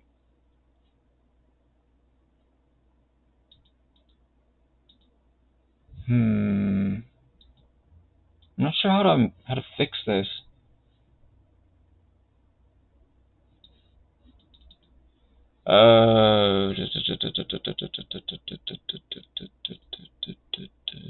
Sorry about the confusion, guys.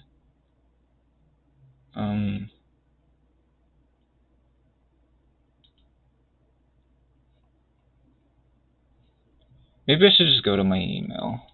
Just a moment. I feel like this would be simpler.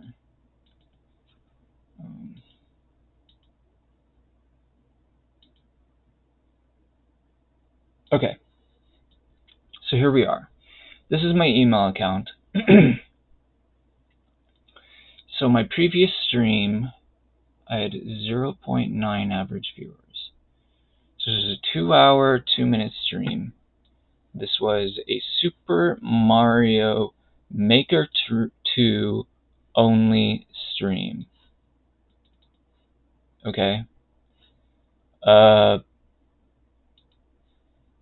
This is the game that helped me to get to affiliate, just to clarify. Honestly, I don't think these numbers... What am I trying to say? I don't know.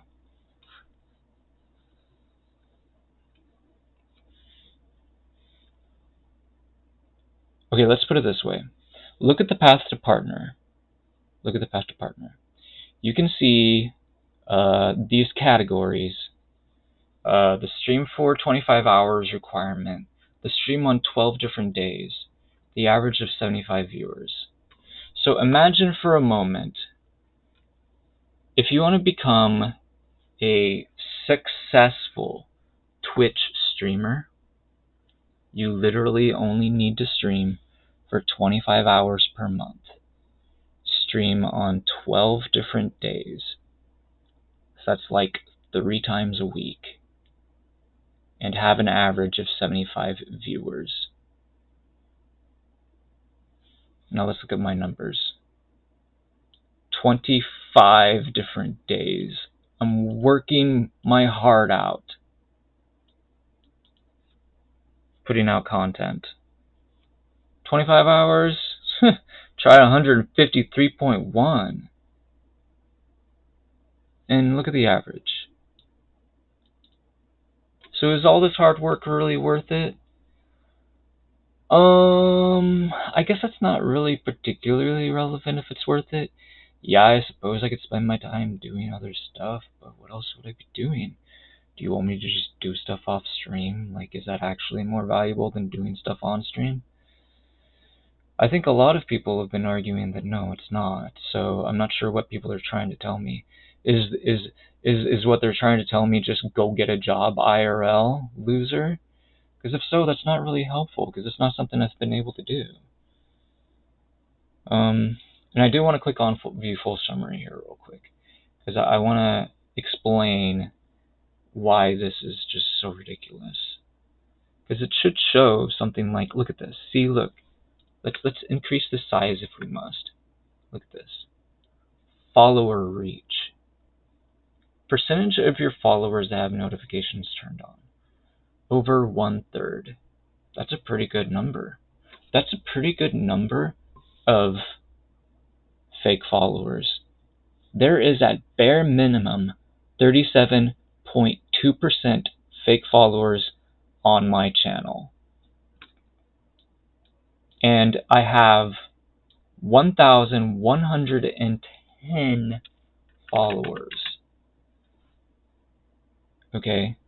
Yeah, 413 people are liars. They're not interested in my content. Because they don't show up to my stream. Ever. When I'm live. And that's a problem, because I'm not getting channel growth. Number of followers that tapped or clicked on a notification when we went live. 3. So we actually had 3 people show up.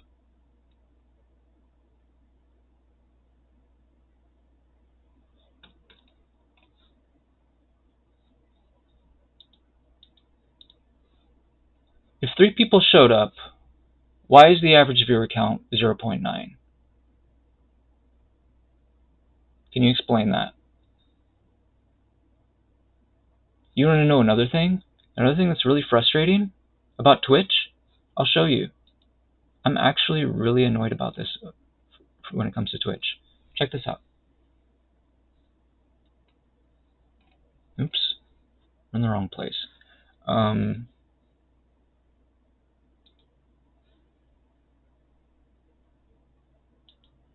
Video producer. Let's go to video producer. Okay, here we are. Okay, look at this. Viewer counts, right? Look at this. So, alright, look at this. Look at this. Cards. Unite, question mark. Okay. I played for almost 5 hours. I played 2 different games to broaden exposure to audiences. And I had 14 total views on this broadcast. Now to clarify, a total view is actually not valuable in a video. Believe it or not, it isn't.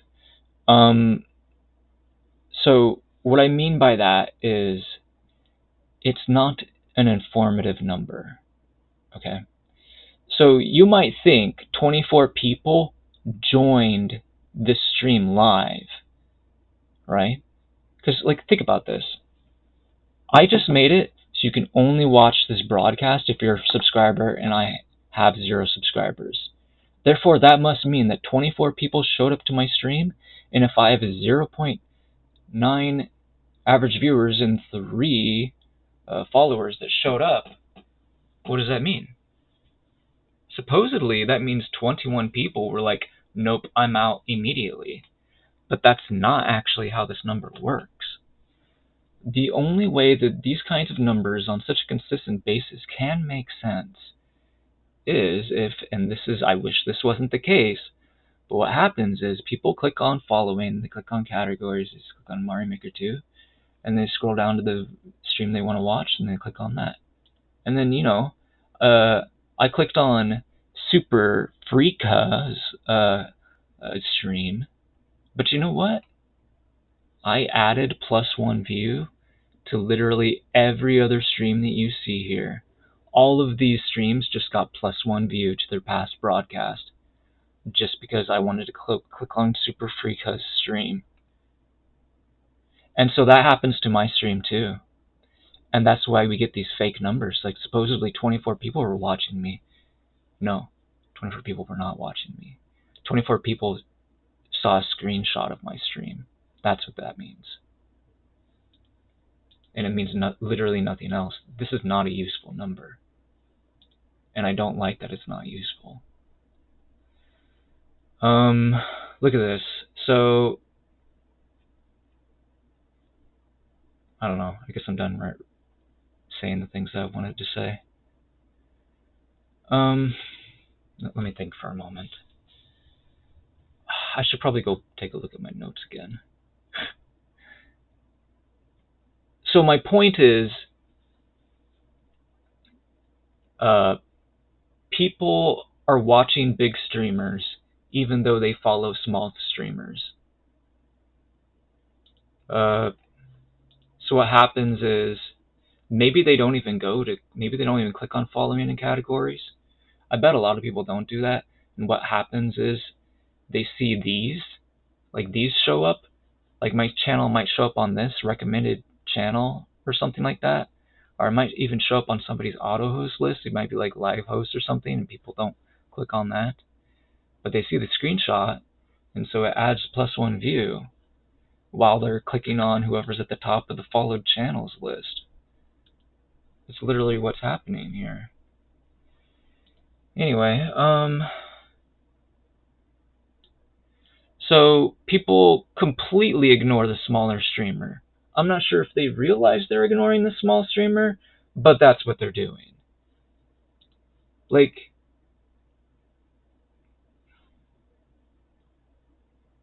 we could try to calculate this out a bit. So, out of my 1,000 plus viewers, we have 0.62 average. Oh man, math. This is going to be a challenge to figure out how to calculate this.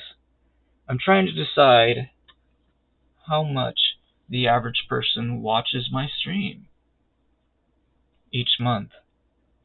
I'm actually curious how this would calculate. 1110. I guess we start with that number, maybe. Okay. So I streamed for 153 hours. So let's say divide it by 153. What kind of number do we get?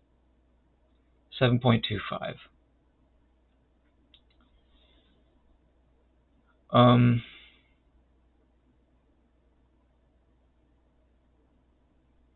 Okay. I'm not sure why I did that. I feel like that's not helpful.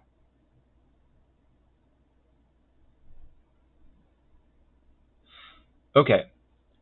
So I stream over 7 hours of time each month. Wait. For all the followers? Wait, does that make sense? I'm trying to figure out what this... Oh my goodness, I'm garbage at math. I actually used to be kind of decent, but not really. I think after my health started going downhill at a certain point, like when I was almost dying, I couldn't do math anymore very good at all. I'm not sure what this is trying to tell me. I don't know how to calculate whatever. But these numbers are kind of weird, right? Like,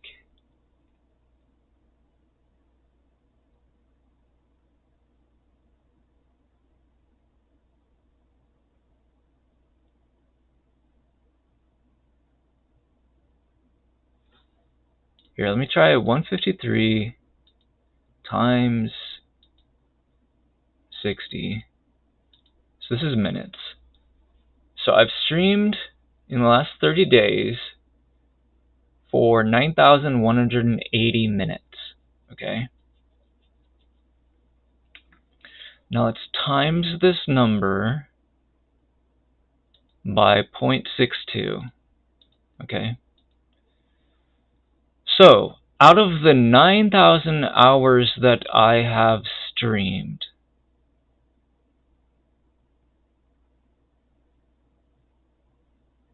out of the entire 1,000 plus followers that I have, we have a shared viewing of only 5,671 minutes. Okay?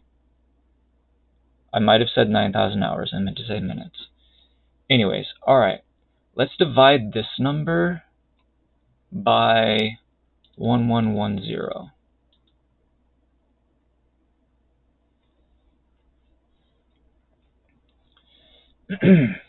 So, according to this math, if I made all the correct calculations, I have 1,000 plus followers.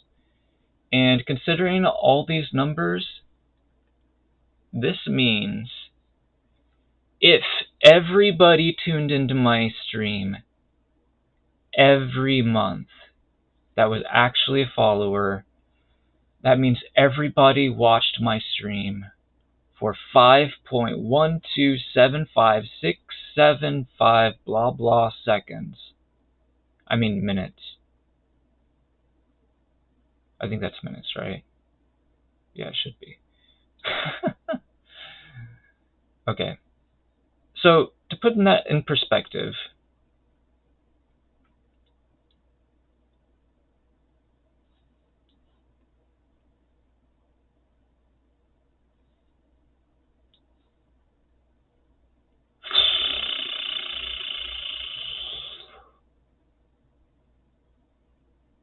I don't know. I'm not sure why I'm still talking.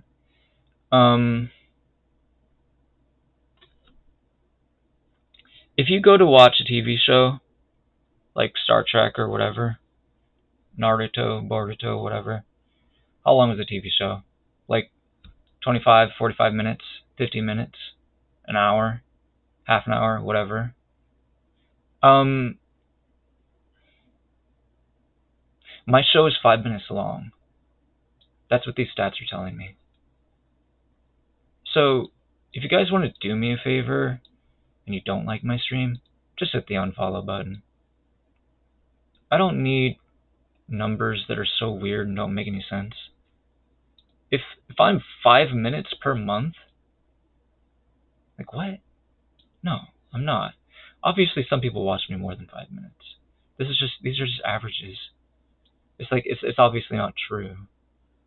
But my point is, if we have like 3 people that clicked on this, and we run the numbers, and it says if I got 3 viewers, that means 21 people saw the screenshot, and those 3 viewers, they watched it at 0.19 of the time, so we're dividing them by 3 because there's 3 of them, right? So, like what? So, how long did I stream? 2 hours, 20 minutes, right? So, alright, let's run the numbers. 140 minutes. Okay, so we have 140 minutes here, and I was watched for 0.9 of them. Okay? Now,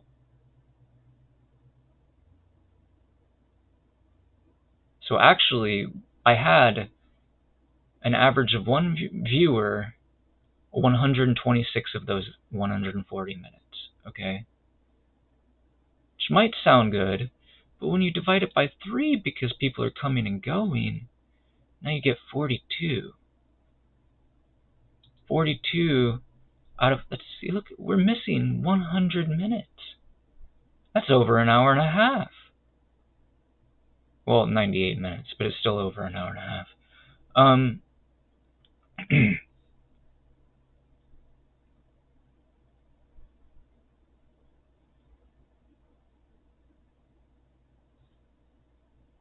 So this number means for, I mean, honestly, this number's not that bad, but like,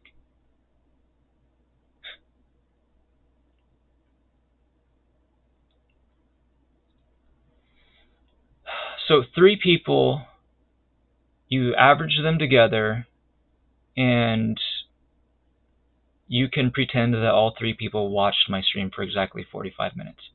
And you know what? Those stats are not even garbage, right? Like, 45 minutes is a decent amount of time investment. Like, these are valuable viewers, right? But what about the other 413? You know what I mean? It's like, where were they? Like, think about it. Like, they chose to come to an individual stream and spent 42 minutes there. That's some decent lurking. Obviously, it's not MVP lurking, but I'm taking what I can get here. But, like, why do I have so many other followers that actually don't lurk? That don't show up ever? It's mind-blowing. Anyway, like, I don't even know if I want to run the calculation on that. What is the percentage of people out of the 413? How do you even calculate that? I'm not sure. Not like that, you don't. 3 divided by 413? 0.007, that sounds about right.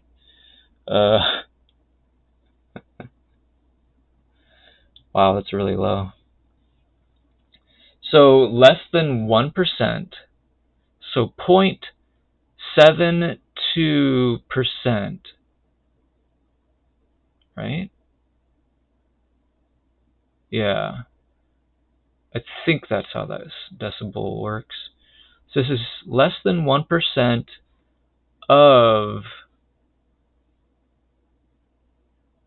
these followers watched for 42 minutes. The followers that get notifications. The rest of them just didn't even watch for one. And that's a really low number, right? So, and it's even lower when you look at the 1,110, right?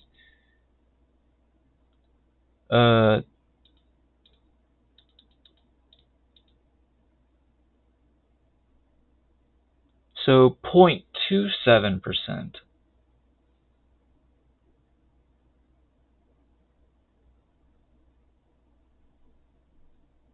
It's pretty low, man. 0.2%. Like, it's ridiculous.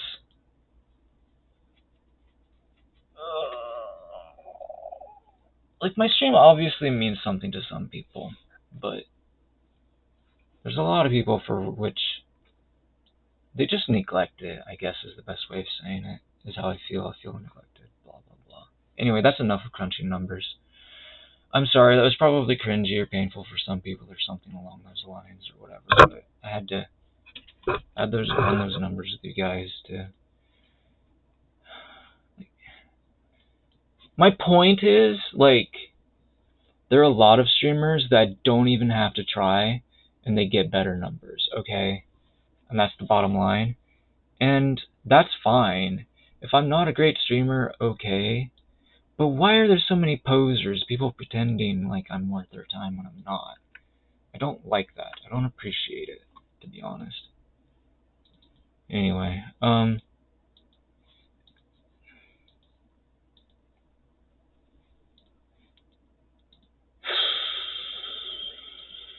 I need live views.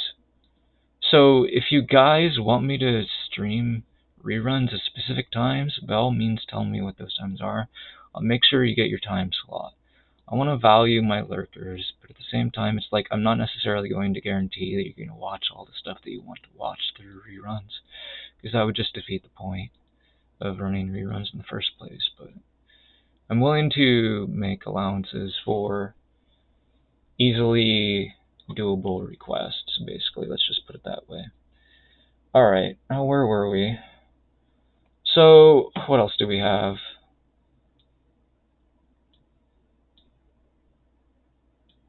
Viewers trade loyalty for a sense of being in a bigger community. So I feel neglected, but at the same time, at least they're taking care of themselves, right? They're taking care of their emotional or their mental health or whatever, and they feel like hanging out with somebody like me is not actually going to improve that, so that's not worth their time. Moving on. So there's also just people in general not being interested in communication over Twitch. Right. So this mostly applies to like people that I know in real life. Um, Perhaps they're scared of learning new things, but whatever the case, my inability to pull my real life together affects me online. Most viewers do not realize that a lot of the successful streamers are so successful because their real lives are going so well.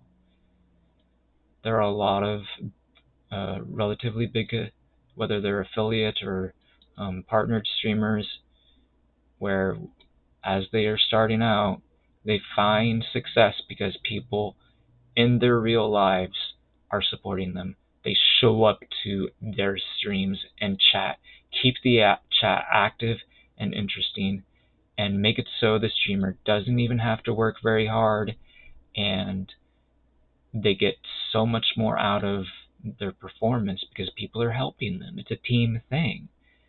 And honestly, I feel like maybe nobody should be trying to stream on Twitch unless you have a team with you. Gotta have at least one other person. And anyway, I don't, and that's why I'm not successful. That's why I think it might be helpful if we just had somebody else chatting with me to make things a little easier. Anyway, if you guys want to do that, feel free to go ahead and join my Discord. There will be a link for that in the More Info tab. You guys don't even have to do it part-time. You can just show up for as many streams as you want to. Like, honestly, any viewers that want to chat should chat. Maybe I should just start putting that in my title from now on, no matter what game I stream. Just join my Discord and we can chat about the game that we're playing. Like, I honestly feel like I do need help from the community. And while part of me is a little reluctant to just say, like, everybody should come and chat with me, at the same time, it's like, why not? Why say I can only trust you if I know you so well or something? Like, why bother? Like, just let everyone know that everyone's welcome no matter what. Obviously, you can kick them off and say you're not welcome anymore. But that would be if they happen to violate various principles or standards or whatever. Which, let's be honest, is probably not likely to happen, but who really knows?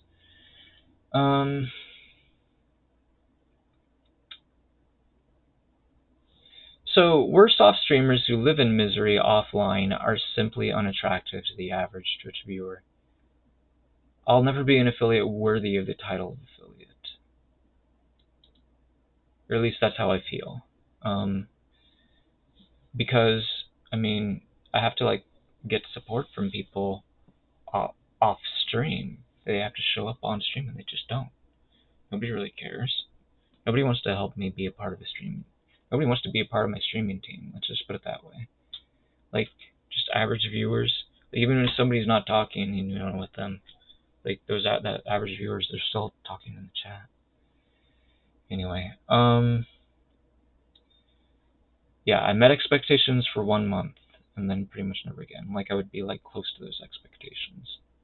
The sad thing is my performance is based on random factors. Well, now I'm not even close, and I haven't been since like 2019, pretty much.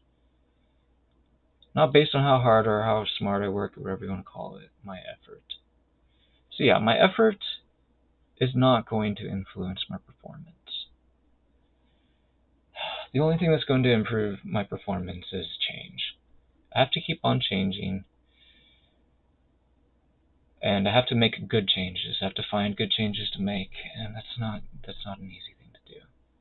But I do feel like I am making steps in the right direction. It's just, I don't know if I've exactly stepped on the change checkpoint yet. Let's just call it that. I'm pretty sure I haven't. Anyway, I suppose I might get there one day. On the other hand, every day I know these feelings expressed above, and when viewers online act like they understand what kind of person I am, I just am so shocked that they would tell me such things they perhaps do not realize are so hurtful. So I wanted to express some of these thoughts I was having for a video so I could tell my viewers about what I'm going through, to help them better understand why I am the way I am, and essentially what has happened to me, because I feel like there's a general lack of interest in what I have to offer them as gamers, and unfortunately, I am sure that it's because of how they view me as a human being, and I suppose I'm hoping that if I'm more relatable to them, that could change for the better. And I feel like that's a really good way to conclude the video, to be honest. I don't really have anything else that I really want to say. Thank you for everyone that managed to stick through the entire YouTube video. Yeah, links are in the more information below.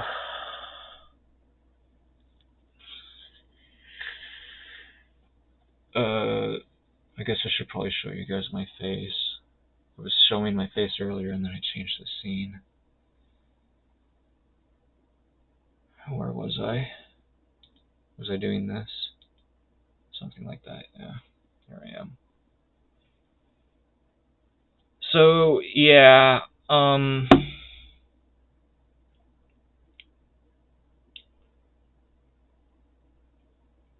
was a long talk, but I feel like it was a necessary talk.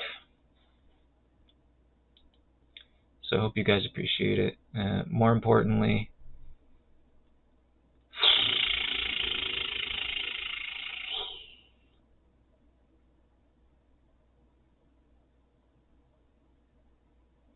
never mind, I don't know why I said more importantly. Alright, thanks for watching.